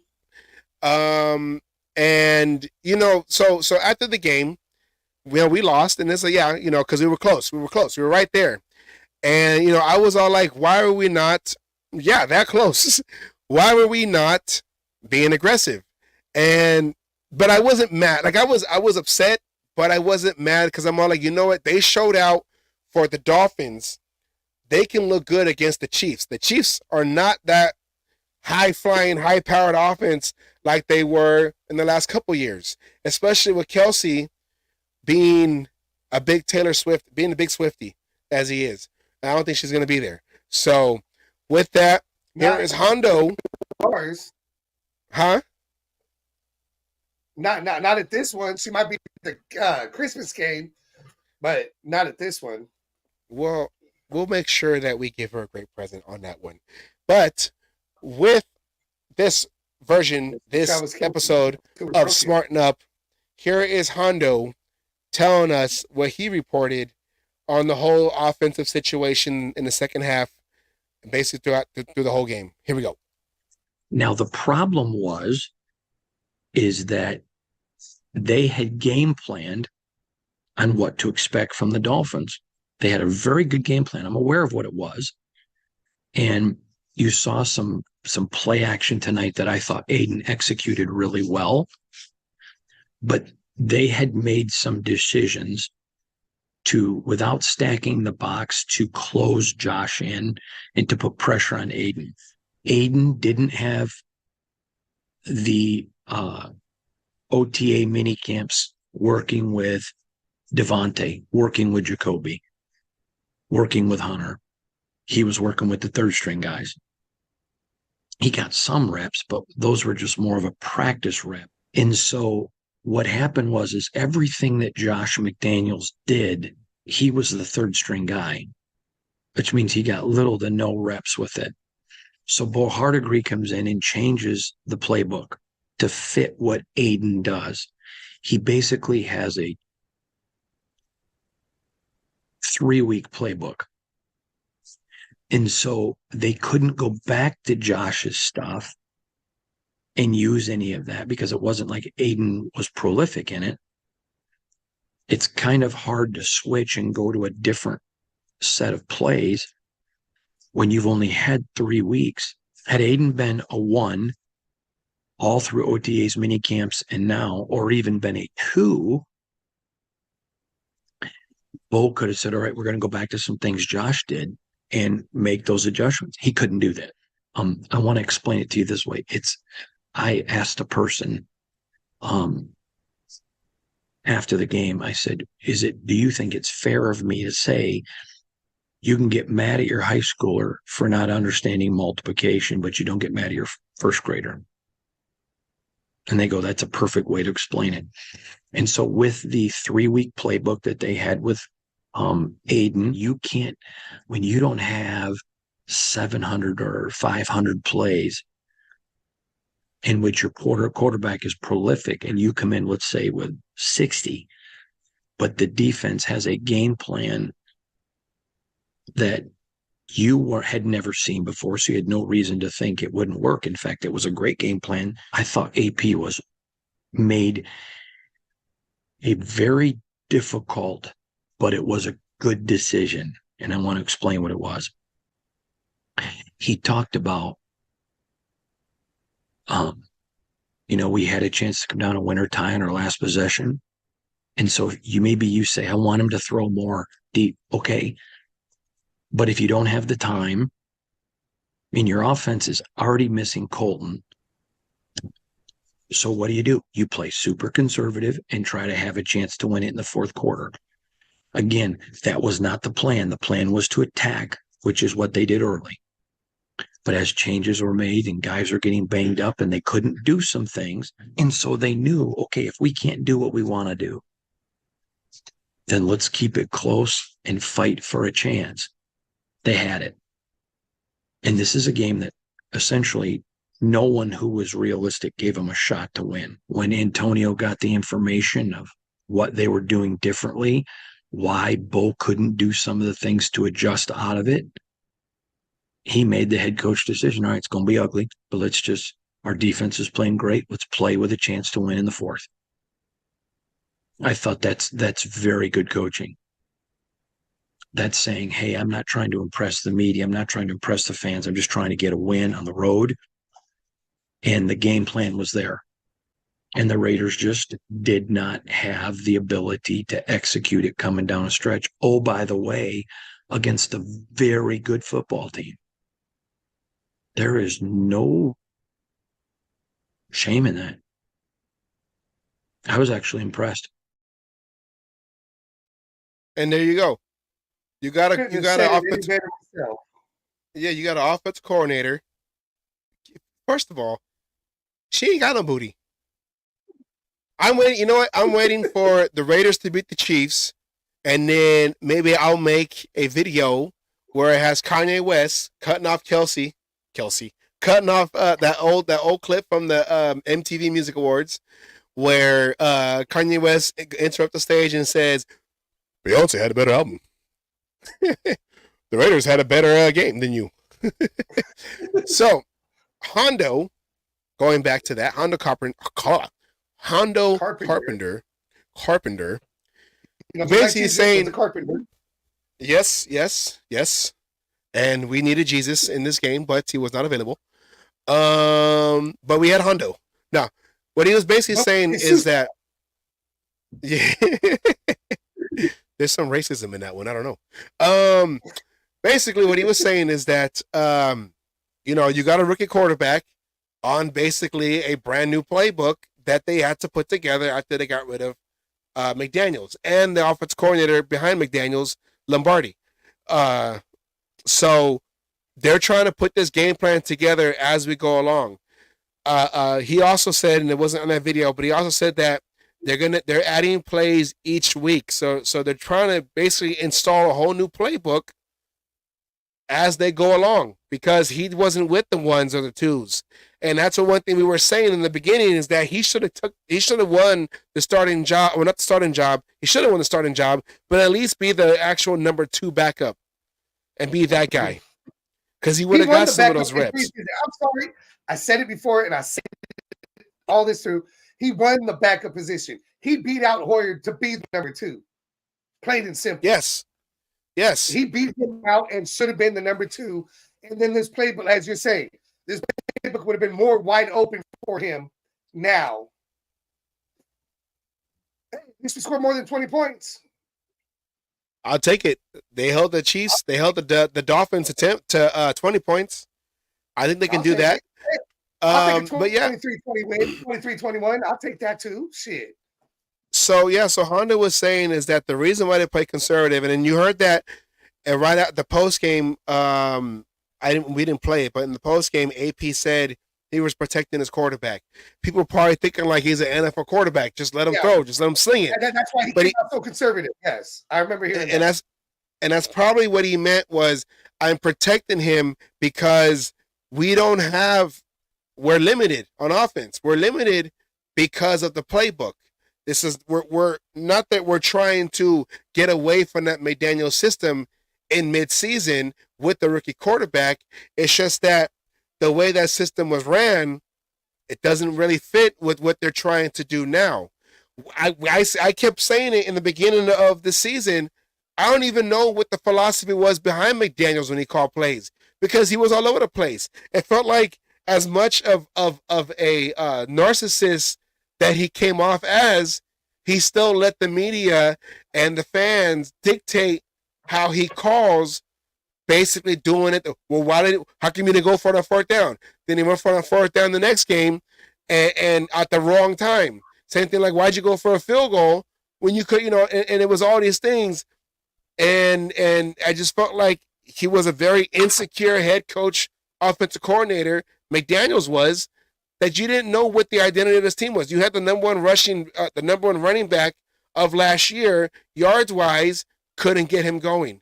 You have an all-star receiver in Adams, can't get him the ball. You had another emerging receiver in Mayers.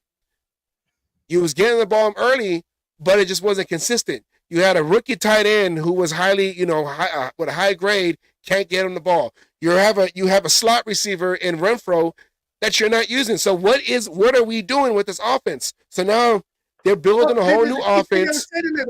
There was a key thing that Hondo said.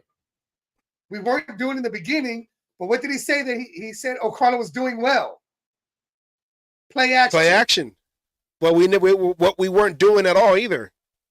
Yeah, we weren't doing. That's what I'm saying. We weren't doing it. Now all of a sudden we're able to do it. We just got to grow off of that. Yeah. And it's going to go. Yes. Look, the final. Okay, the way the Broncos have been playing, that easy win we thought we had is at the last game of the season is going to be a fucking dogfight. It might be for second. It might be for the last playoff spot. Who knows how it's going to go? The last couple of games are going to be dogfights. That's when you're going to see. That's going to be an extra. Okay, we had 3 weeks. You're talking about 9 weeks of playbook going together. Now we're starting to get a playbook together, and you're going to see a whole lot different out of this offense and out of O'Connell. Like I was saying earlier in the show, let's get to the end of the season and see where he's at. As this playbook grows, so has O'Connell. Yes. His decision making is a rookie. I don't expect anything less out of the decisions. That last pass, that was an interception in the end zone. I've seen Tom Brady make that pass. I've seen Joe Montana make that pass. End up in the same results. Yeah. The difference is they have all those games and all that talent, everything that happened. So when they do it, it was just a fucking hell of a play on the defense. But because it was O'Connell and being a rookie and everything, we call it a different play. That's being the only difference. Let's get this Yeah. people going, because who knows, if the receiver would have done something different, that could have been a touchdown. We just watched Patrick Mahomes miss a touchdown throw off the fingertips of Scanlon. They're putting it all on Scanlon.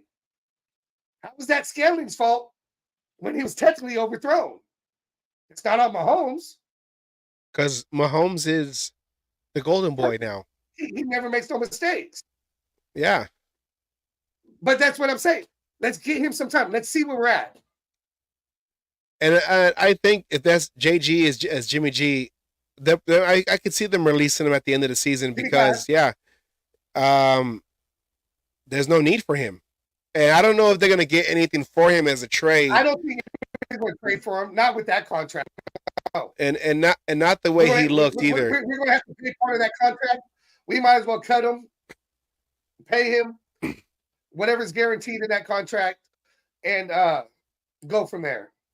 I mean, there's a reason why he's a backup now, and that's only because if O'Connell actually gets hurt, we're going to have to put Jimmy in over Hoyer. Yeah, and with the Jimmy G thing, that is probably why the other GM has been fired. The hell's his name again?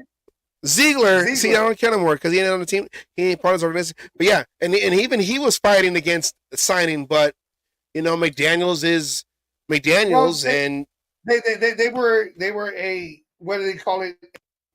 A package deal. And the only part he didn't want Jimmy. The part I fault Ziegler on is the contract he ended up giving him. Yeah, you still give him a lot of money. That's the part I fault him on. I think the only other team that was kind of thinking about signing was the Jets, but then they were also looking at Carr. So Jimmy G was not getting a lot of play. That was before they got Rodgers. Yeah, the Jimmy G was not getting a lot of play. So I just see them eating whatever money they have to, but they're not. I think they're going to get rid. They have to get rid of him. I don't see them keeping him on this roster. If anything, we have our second string quarterback in O'Connell. Yes, O'Connell will probably be on the team as no worse as a second string quarterback. Yeah, I'm hoping he could prove himself and possibly become the starter. I like some of the shit I'm seeing from O'Connell. I wish he would run a little bit more. I don't disagree with that. I mean, even non-mobile quarterbacks scramble for those 4 yards because it's 4 yards. I like to see him do that more, but that's going to come with time. He's a rookie, and his first instinct is jump, jump, jump, throw. Yeah, he's gonna let him get comfortable as an NFL quarterback, and then probably next year when he's seen the mostly everything, you'll see him start to kind of like take the training wheels off himself and be comfortable out there. Said that Miami showed him shit that he's never seen before, even as a starter in the NFL. Yeah, they were showing things that they had never done before, never showed before. They were trying to confuse him because he was a rookie, and they succeeded in some cases. Yeah, but Fangio fucking literally had to make shit up and change his whole defensive scheme because he knew that was the only way to win this game. Our defense was going to keep us in the game. Yeah, and Vic Fangio is not no scrub DC. Oh no, he's not. Oh, no. He's not Jack Del Rio. So I'm sorry. I like Jack Del Rio as a coach, and he's from Hayward, where I'm from. So I'm just messing with Jack Del Rio. I'm just messing with it. I live this short term. Yes. But okay, yeah. So that's how that went. But let's go into this next matchup with the Chiefs. You got it queued up? Know your history? Yeah, ready? Know your history, go. And all you Raiders out there need to know your fucking history.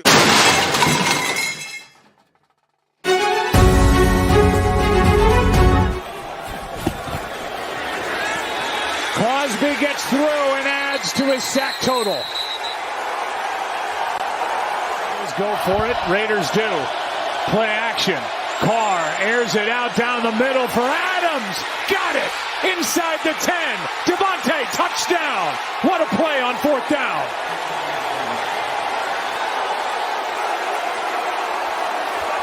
Patrick Mahomes is going to find him.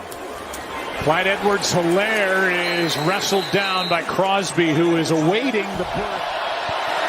Jacobs. Touchdown Raiders. And right now, the Raiders are winning at the line of scrimmage on both defense and offense.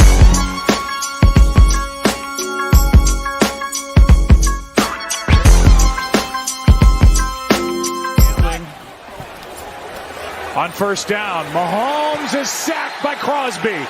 His 2nd of the game. Between Max Crosby and Andrew Wiley, college teammates, and Max Crosby just dominates him on that play. He comes in with a force that pushes him and creates separation, and at that point, just no chance to recover. Mahomes over the middle, pass caught, Kelsey, touchdown. Target was Smith-Schuster with Sam Webb defending. Sam Webb was playing him kind of like you would in basketball. Mahomes, Kelsey's got another touchdown. 1st and goal. Mahomes stumbles, gets up, and down he goes in the arms of Denzel Perryman.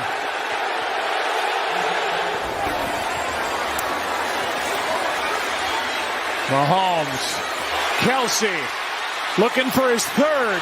He found it, touchdown. 95 yards, just under 6 yards a pop.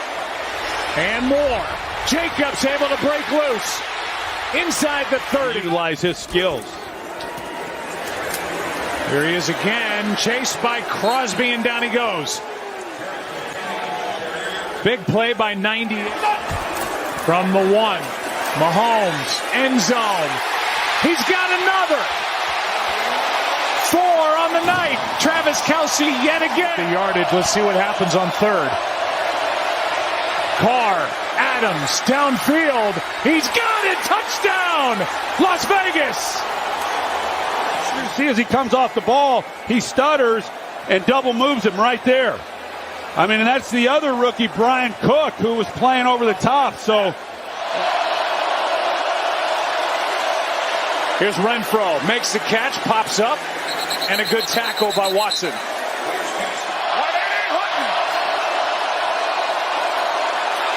Carr, receiver falls down.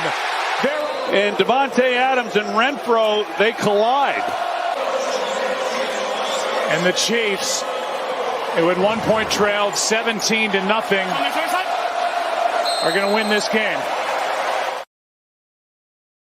Now, we put that game up there because things in there. There shouldn't have been 3. That 3rd touchdown by Kelsey.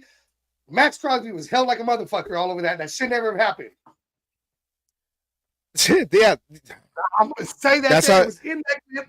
He was held. I mean, that was clearer than fucking day. He was held. That should have been 3 there.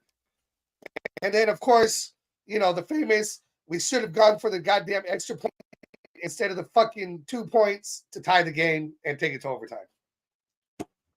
That game was under Josh McDaniels, where we had a lot of games where we were up 17-0 in this game, and we gave it away.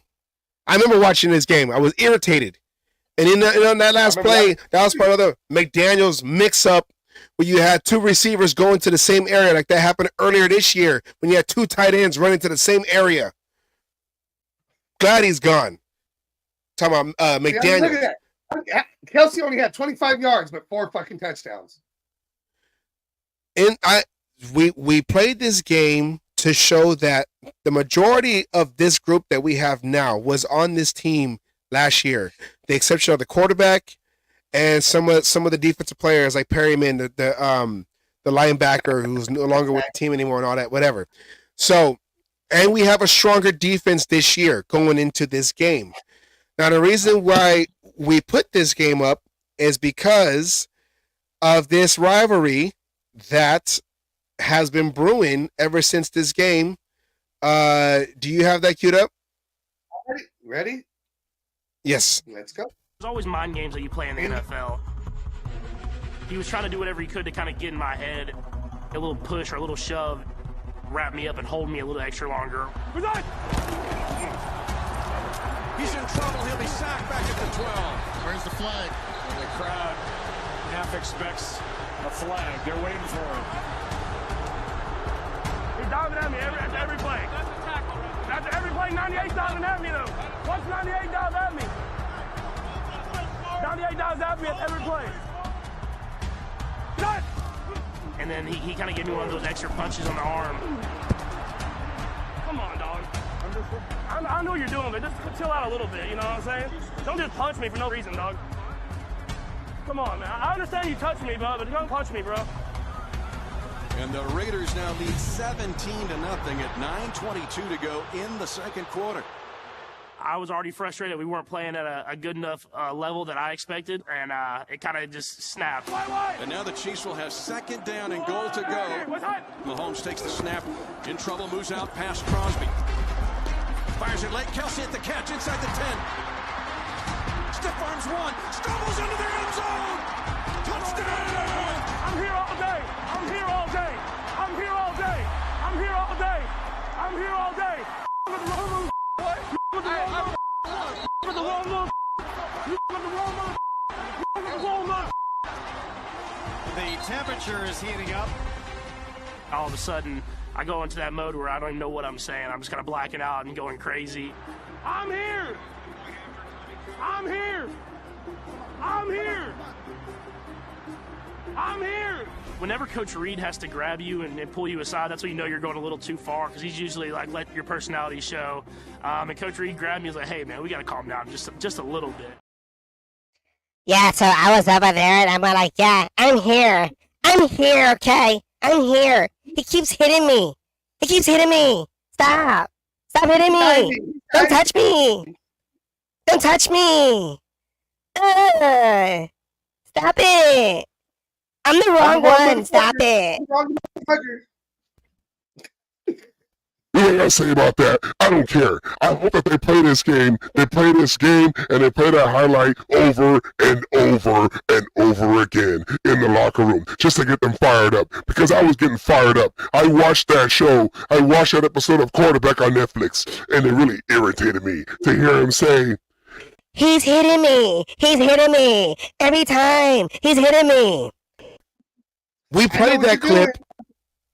Yeah, we played that clip because the Raiders need to get fired up for that. I was getting fired up. I saw that episode it was like in March or May, whenever it came out on Netflix. And I'm all like, I can't wait for the season to start. Then the schedule came up. I'm all like, why do we got to wait till like the second half of the season to see the Chiefs? They do it a lot because I was doing history or I was doing research.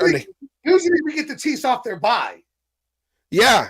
But see, look at in the last. They usually get bye, and then we got to play their ass. Here is the history, and we got a 5-game losing streak. So since the Raiders relocated to Las Vegas, we've only won 5 against the Chiefs. And as you can see the dates, for the most part, we always play them towards the end of the season when they're already catching fire, getting ready for the playoffs, and we're just trying to figure things out. Why can't we get them in the beginning of the season when it's 0-0? No, because they want to make it fair for the Chiefs, not for us. And I'm not trying to make excuses, but this is how it is. Remember earlier in our in doing the shows way earlier, we had the stat. It was we we lose 5 games, win a game. Lose 5 games, win a game. It's our time to win a game. Are you saying that we have a chance? We have a chance. We have a chance for multiple reasons. Yeah, and we were getting ready. Now, there was some slightly breaking news that came on before the show, but before we put that up, we were getting ready for the rematch. We were getting ready for Crosby versus Kermit. The Muppet Show stops here in Allegiant Stadium. Sick and tired of them saying that, oh, well, Well, he owns the Raiders. He owns the Raiders in Las Vegas. He's never lost a game in Las Vegas. And you know what they're trying to say is they're trying to say that he's going to be playing again in Vegas at the end of the year. Well, we got to make sure that don't happen. We got 2 games against the Chiefs tomorrow, or not tomorrow. Today it's Friday. I'm thinking today is Saturday. We have the Chiefs at the end on Sunday, and then again on Christmas. So basically, Thanksgiving weekend and Christmas weekend. Black Friday. Today is Black Friday. Okay, we should have this game. The Chiefs are not the Dolphins. They're not the Dolphins. Yeah, the defense is a little more better, and we got a rookie quarterback. Okay, but we have a better chance. The way they played against the Dolphins, we have a better chance at the Chiefs.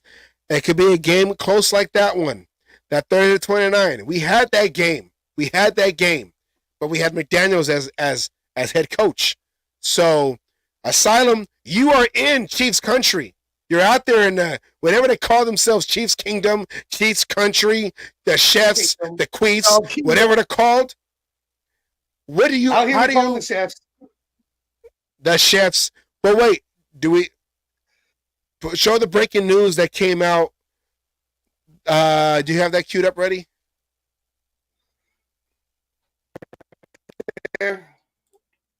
Oh, it's coming. There we go. Max Crosby being doubtful for week 12. That's scary and whatnot, because he's the heart of the defense. If he's out, this defense needs to rally around and make up and harass Mahomes just like Crosby would. I know it's doubtful, and either way, we still have technically 2 more days.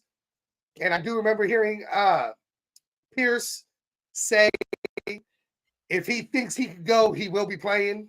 So I think this is up to Crosby. But we might actually either see him not play, or we're going to deal with a limited Crosby who will probably have to sit out some plays, which is very un-Crosby-like.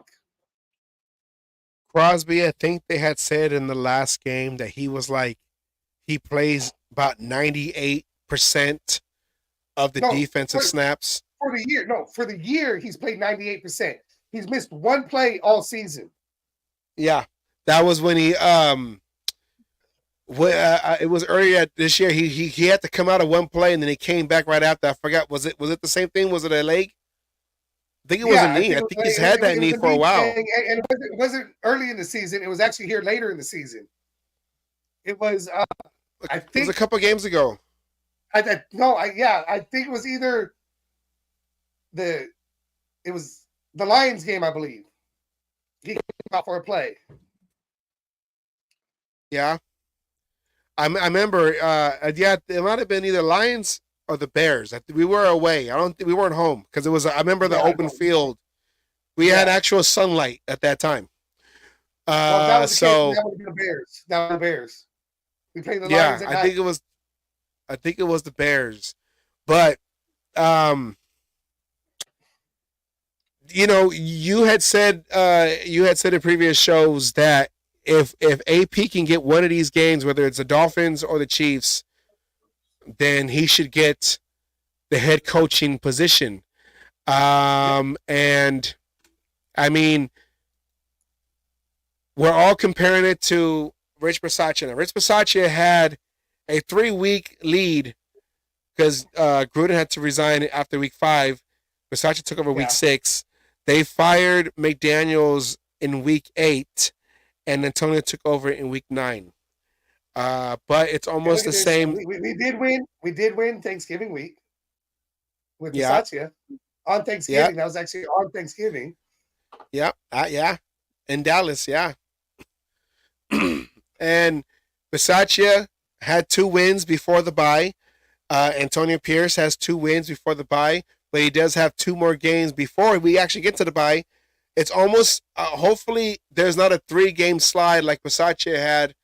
As you can see on the left-hand side, but really couldn't afford that 3-game slide.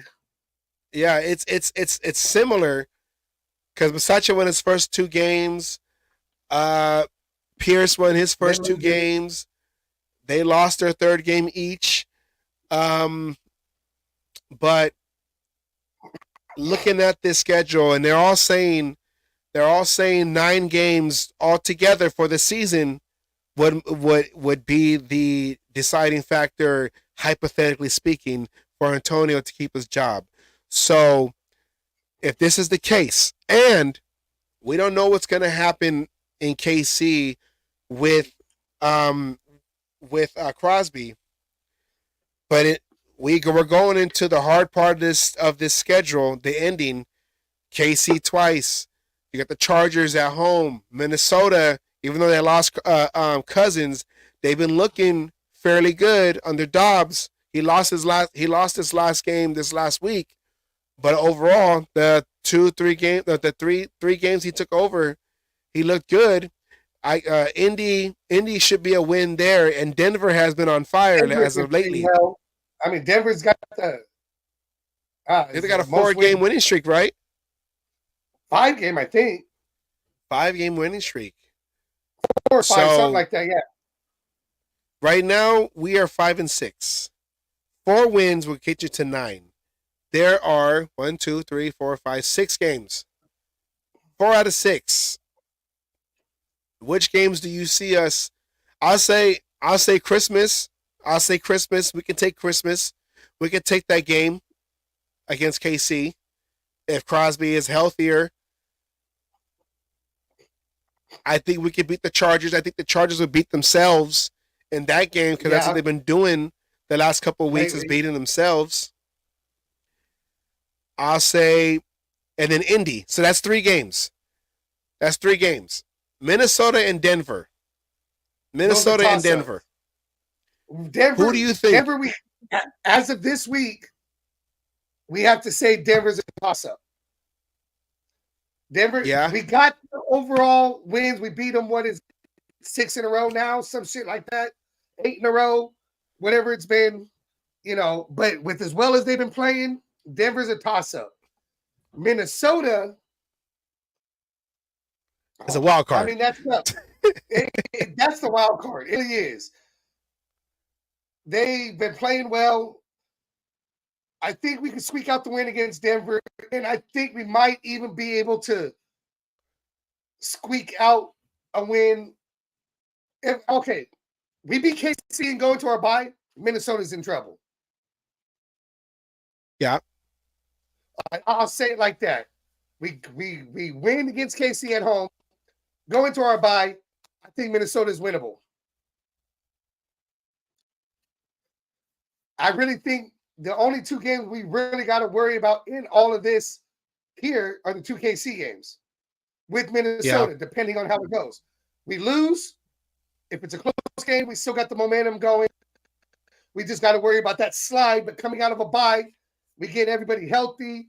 This is one of the few times we've had a late season bye going into the last part of the season, which can benefit us. We've usually had early season and had to play with hurt players and everything here at the end. So I think this bye is perfectly timed for us. For what everything has been going on. Yeah, and go, but I agree. Chargers, Indy should be wins. We got those 2.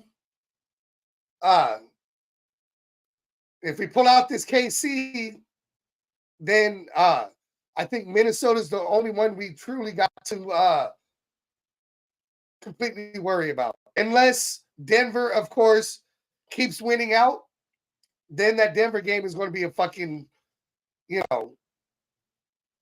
a hard-nosed, hard-fought, kind of like, what was it, in 2021 when we went, that Chargers game, coming down to who's going to the playoffs. So and where is Denver at? Denver is the 10. So we lost some spots. Now this is after last week. This has nothing to do with the games that were played yesterday. That's only based because we played one more game than them. If you look at the winning percentage, they're at 500. We're under 500. Yeah, that's the only reason why they're ahead of us. That's the only reason why Cincinnati's ahead of us. Now, Probably I same guess- thing for Indianapolis. I guess the question is, are we now? We're always trying to get to the playoffs, but are we playing for the playoffs? Which, I mean, we were put in a bad position as is before the season even started because we had McDaniels. Are we playing for a playoff picture this year? Are we playing for AP to keep his job, and then for us, full force, full season, full off season, whatever for next year? Both. Oh, I can't Both? be greedy. Okay. Well, I mean, I say both. I mean, we're in the hunt. Nobody expected us to be here. 12th in the hunt. Nobody expected that. Everyone expected. I mean, technically, New England's in the hunt at 2-8. You know, but that's where everyone expected us. Down there, not, you know, actually in the fucking hunt. In all honesty, I say we're playing to keep AP. I say if we Long don't term. make it to the playoffs, I won't be upset about that part. Because even when we started the season, this was part of the first season where I had no expectations because I did not believe in McDaniels. I was just like, okay, well, you know, prove me wrong. As a Raider fan who's seen, you know, a young Raider fan in high school who's seen my era, the highest this team has been while I've been alive or while I've been watching, was the early 2000s when they went 3 times in a row to the playoffs, lost to the Ravens in the championship game. Then there was a snow job the year after, and then there was a Super Bowl. So I seen my team go to a Super Bowl. Didn't win it, but that was my little era of when we had winning football as a Raider fan. Because I'm 38. But I just want to see that this team is. I just want to see that this team is competing. That this team is building something special. John Gruden's first stint, his first 2 years were 8-8. So he was building something. That third year, his second year was with Rich Gannon. They beat the Chiefs last game of the season, knocked them out of the playoffs. We didn't go to the playoffs, but to see us beat the Chiefs, and there was a long stretch before that where we weren't winning games against the Chiefs. To beat the Chiefs, we were happy. That was our playoffs right there. Beat the Chiefs, go into next season. Yes, that was our Super Bowl. Tyron Wheatley had a lot of yards in that game. Going into the next season, we knew, okay, we have something.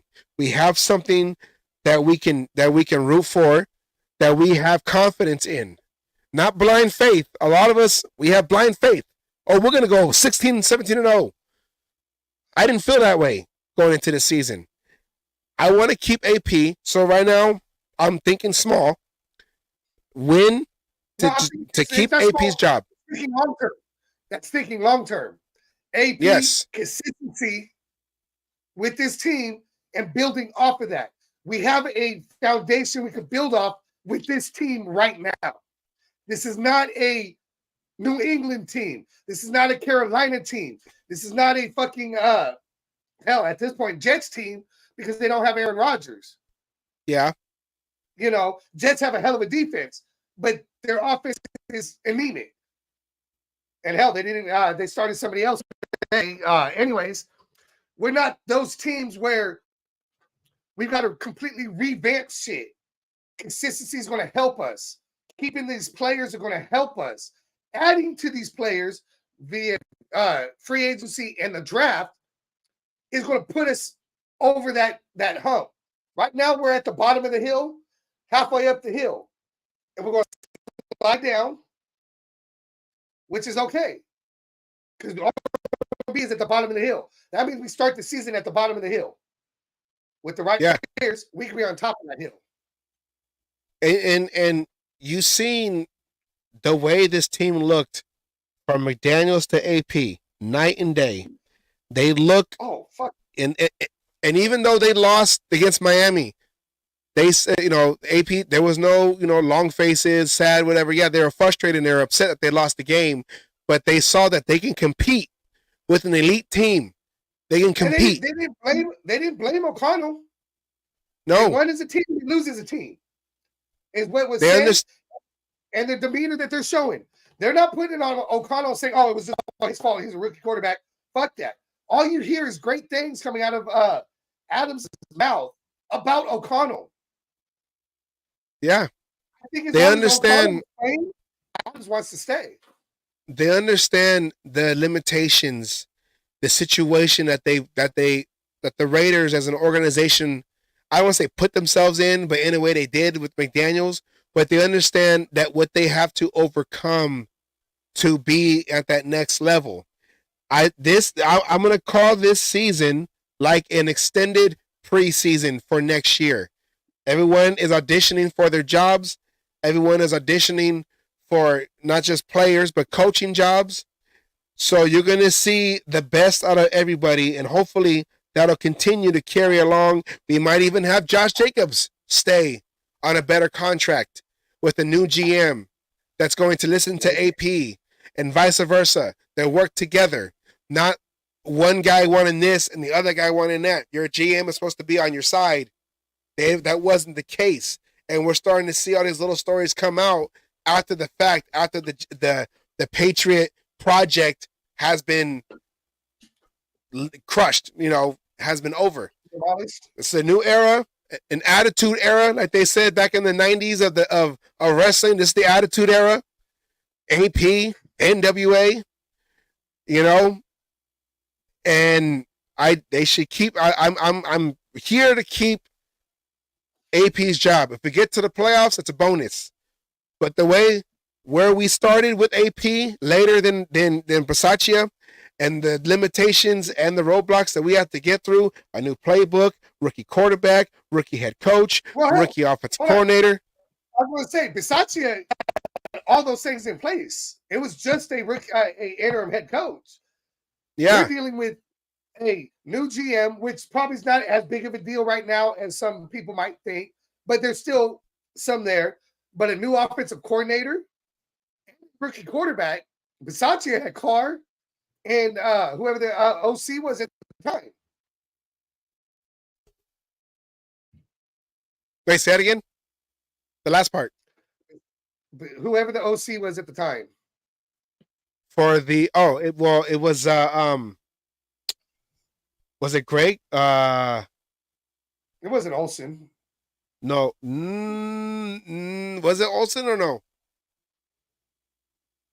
I don't remember. Fuck. But they had the same offense. He had the same guy calling the plays. Well, not the same calling the plays because Gruden was calling. But the point I'm trying to make is he had the full playbook with Carr and the offensive coordinator. Not like this where we're building everything from scratch since the firing, as far as the offense goes. Yeah. This right now is as a rookie head coach, basically rebuilding the whole coaching staff and organization. It's not in place for Bisaccia just to lead the guys. He started from scratch. Yeah, while playing games. Yeah. So if he can continue this team, if he can have this team continue to keep playing each game with intensity, with passion, with heart, not have their heads down like they're in every game, he keeps his job. Then next year we're going for the fences. O'Connell is still being developed under a new playbook. So all this is not just, we're not saying excuses for this team. This is how Hondo said it. This is reality. This is what it is. Yeah, you got to make the best of it. Yes. So, I think for me, I'm more focused on, is this team playing for AP to the point where he keeps his job? If we get to the playoffs, and that's what I want. I want to see them continue with that they're in every game. Continue building that defense. Do not change anything, Mark Davis. Do not change anything. Let this interim If it ain't broke, coaching don't fix staff. it. Yes. If it ain't broke, don't fix it. And that's what I'm looking for. That's what I'm looking for. I want to see them come out and Matthew said, even though Crosby is doubtful, according to AP, he's resting Crosby for the game. I cannot see Max Crosby not playing. And I know knee injury, serious. That could be a ACL. That could be anything else, whatever. I've had it be. It could be downright fucking. You can still do something I think you can, but you end up doing more damage to it later on. You know, you don't want it to end up in surgery if you could just hold off for a week or two. You know. Is this the NFL But script? we all know. We all know it's going to take Pierce to protect Crosby from himself. That's what it's going to end up taking in the end, if it has to be. Because the player is not going to say, "Yeah, I don't think I can play." That's the coach's decision to say, "Hey, I know you want to." Crosby's going to be looking and say, "I still got this. Let me go in there." Yeah, this is Mahomes. I want my sack. I need. Yes. I need to go touch him. I need to touch him. I need to touch him. You can put this. You can put this in your documentary right here. And I don't know if Rick's still on, but Tennyson grad here also, class of 03. Oh yeah. I So lived across the street, but never fucking went there. Sorry, James Logan here. James We had a Logan. good football team. You'd say that because we have the better football team. You know, my team never played your team because we weren't at that level. Lancers, T-High Lancers. Anyways, keys to the game. You want me to go first? Or you want to go first? It don't matter. You went first I'll last go week. I'll go first. first this week if you want. Okay, then you go first. Whatever. You go first. It's Point okay. flip. You go. Heads or tails? I say heads. Here I am. All right, keys to the game. Let's score some touchdowns in the second half.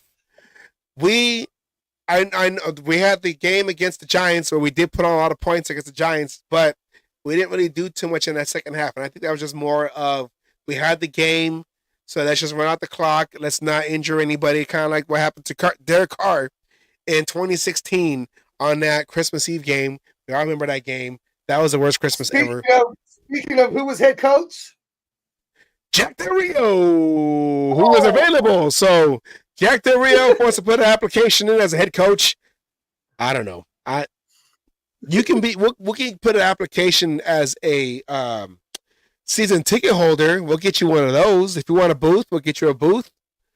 Maybe you can sit next to Mark Davis, with Ice Cube and that blonde chick that he's always with. But yeah, no. Keys to the game: score touchdowns in the second half. Like we said, they had a limited playbook against the Dolphins, so we couldn't really get downfield on that one. But we still got to find a way to score touchdowns, especially against the Chiefs. We can't let them take over this game.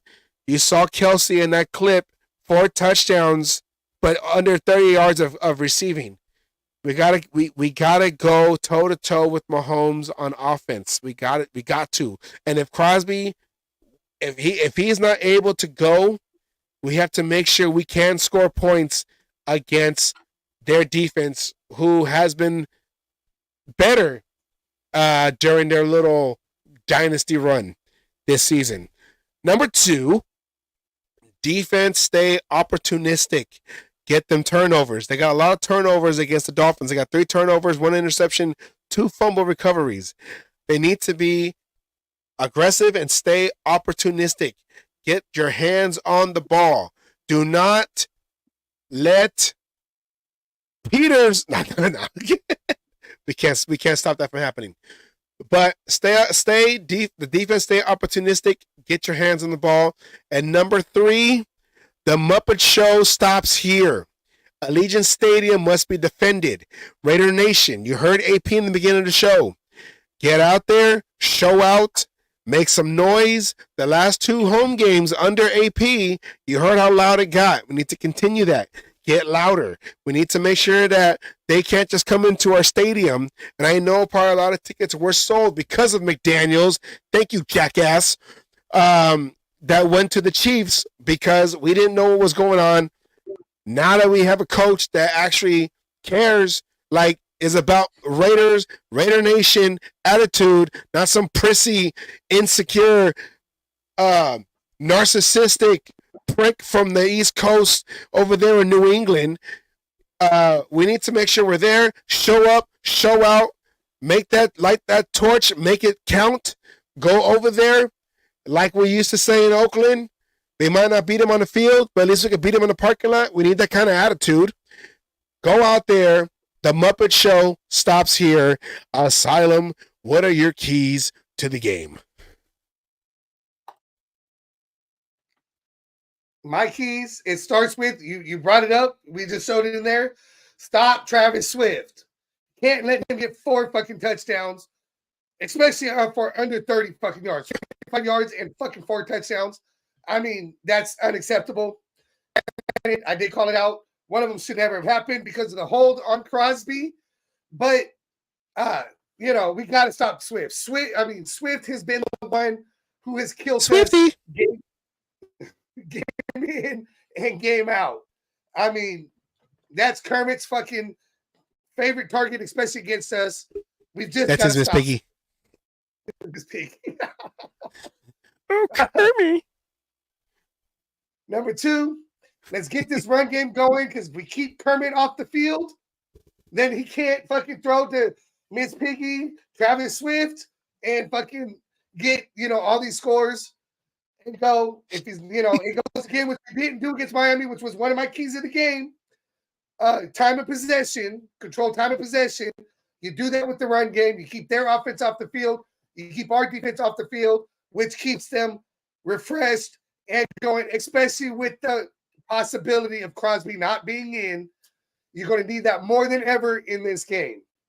And that shows that will also help show that the defense as a unit is good and not just Crosby and everyone playing, up to him. Last, this is, it says here, keep being dominant. The defense has been dominant in the second half of games. We've held the top offense to 6 points. I don't believe we've given up a touchdown in the second half in 3 or 4 games. I believe it was right before McDaniels got fired. So it was McDaniels that gave up the last touchdown on defense. His coaching regime. We have not given one up. And we need to continue that. If we can keep the game close in the first half, dominate in the second half on defense, that's going to give our offense that chance to sit there and win this game with O'Connell going deep to Renfro for the win. To Renfro. I love it. Yeah. Is Renfro your X Factor player? I think so for this game, yes, because they're going to tee in on fucking Adams and Jacoby. I think, for me, the X Factor, I'm going on defense. I think it's going to be Marcus. I'm just joking. Well, I don't know. Well, you know what? I don't know. If Marcus Peters, this is his old team. He's probably going to be out there tongue kissing all his other ex-players over there, the way he was over there hugging people over there, the Dolphins and Travis Hill. Tyreek Hill.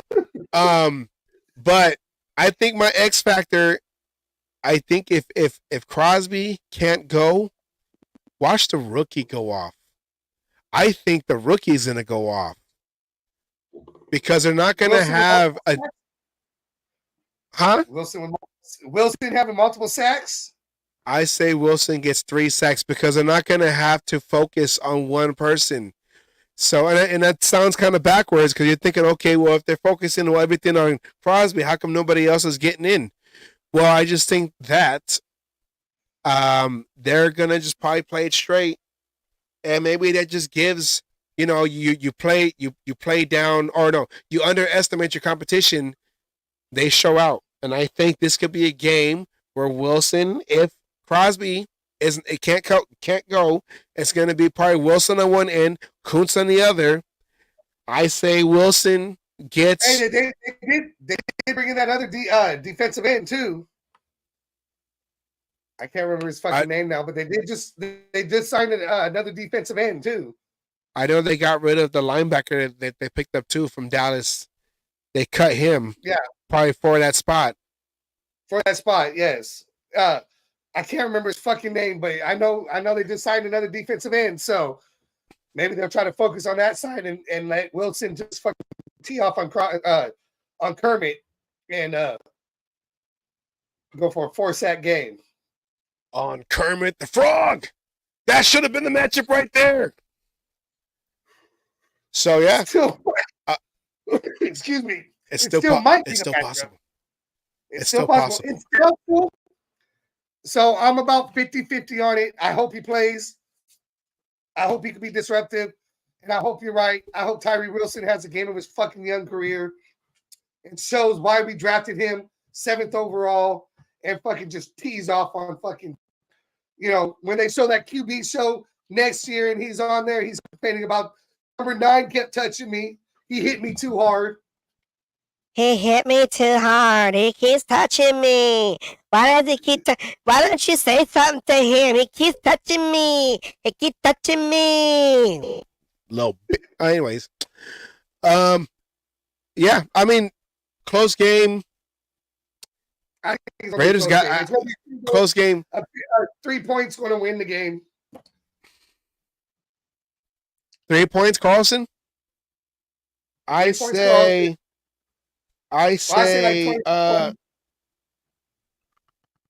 this has to be a heavy run game just to keep the defense from pinning their ears back at O'Connell, especially with the way our tackles situation is. But I say Miller might be back now. Miller might be back. Hopefully. But I say Rick's prediction was 23-17 or something like that. Rick's prediction was where'd it go? On the screen. Because he did it pretty early too. 23-17. It's on the screen. You got it up? Oh, there you got go. it up. Why didn't you say that? Why did you say that? 4 times already. 23-17. I'm gonna say this one will probably be. I say 2014 Raiders. Wow. Okay, defense being real dominant. I'll take that. I feel like this is like Price is Right, and I'm saying $1. Let's go. Let's go. Everyone else overbid. Everybody else overbid. $1. Let's go. I'm trying to get the boat and the car. Let's go. What do you think? Oh, I said, if anything, I see it be like 23, 23, 20, 27, 24, some shit like that. Do you think? I expect us to get over 20 points. I just hope we could keep them to under 20 points or around 20 points. Is Taylor Swift supposed to? Is Taylor Swift supposed to be in this game? I did not hear about this game. I think she's supposed to beat the Christmas game, though. Well, she usually goes into games. Well, I don't know because see, it's Vegas, so why she already performed in the stadium too. I hope if she's not there, Kelsey is going to be distracted, and we got to find the stats of that. If I don't know how, but I think one of the early games when she didn't show up, he had like 30-something total yards and no touchdowns. That was when he got hurt. He hurt his ankle. He hurt his ankle. He hurt his vagina inside. Okay, He was hurt his broken. hand, pussy. He was heartbroken. There you go. Heartbroken because Kelsey didn't have Taylor to be there for him. She was providing a love song or a breakup song like she usually does. And I don't know. He's doing that already. He's already started. I say She's that got like halfway through it. maybe the X factor is in fact Taylor Swift. Swifties better not be in the stadium. I swear to God. There better not be no Swifties in our stadium. I can't see Taylor Swift. No, not going to happen. So 20-14, Raiders in a defensive battle because they got a defense too. Defensive battle. Raiders come up, win the game 20-17. You say what? 23 to what? What was yours? 23-20. 23-20 on the field goal on the foot of Carlson. That is our show for today. Hopefully Crosby can play, and because I just want to see Mahomes get slammed on the ground, and then they got to go get like. I want him to repeat of that game. Keep touching him. Keep hitting him. Just fucking get in his head. Mahomes said he was in his head. He keeps getting at me. Like, stop it. Stop it. Referee was all like, he tackled you. Shut up. Sick and tired of hearing your voice. Sick and tired of your voice. Come at me. I'm here. I'm here. I'm here. Stop it. Stop it. You know what I say?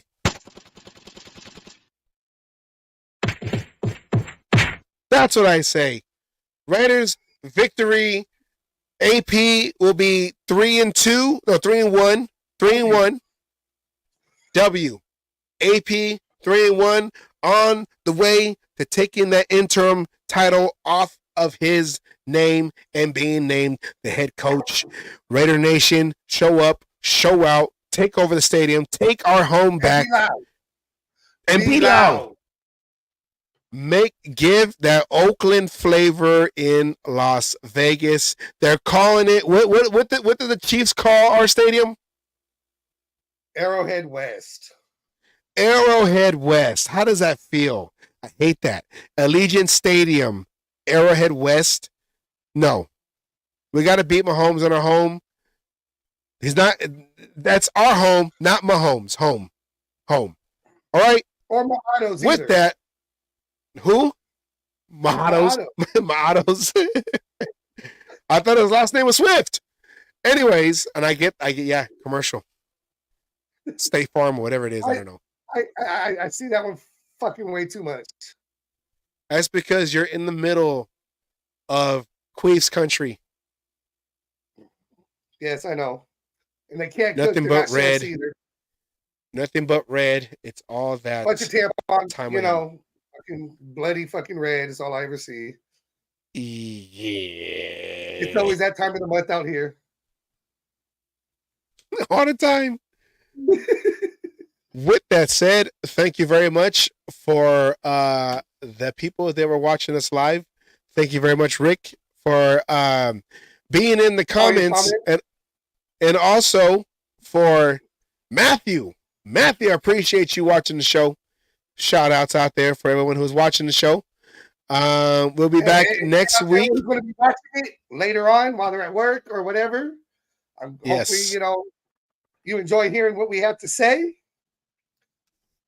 Go out there and give us our likes, our shares on YouTube, Facebook. Our names are right there on the screen for Facebook. And Kintan also. She was in the comments. Good luck. I don't know why, but good. Thank you. We will take the luck that we can get. And I'll take all the luck I can get. I'd rather be lucky than good sometimes. Yes. That's always a better combination. With that said, let's go to the ending of our show. The final message, the message of Raider Milt, aka my high school coach, Coach Wallace. And let's get that victory. We're gonna be home against the Chiefs, kick them out of our place, send them packing back to Arrowhead, Burrowhead.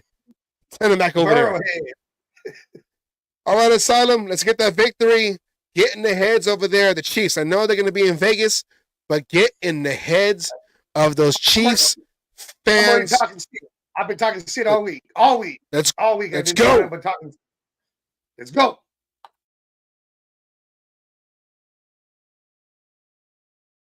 All you other NFL teams, your tailgates are weak. Your teams are weak. We might be down right now, but it doesn't take away the history. And all you Raiders out there need to know your fucking history of who the fuck you playing for and where the fuck you're playing. Damn it. Oh, and by the way, I won my last cage fight again. I'm still undefeated. And you NFL motherfuckers out there that you think you want some, come on and get some anytime.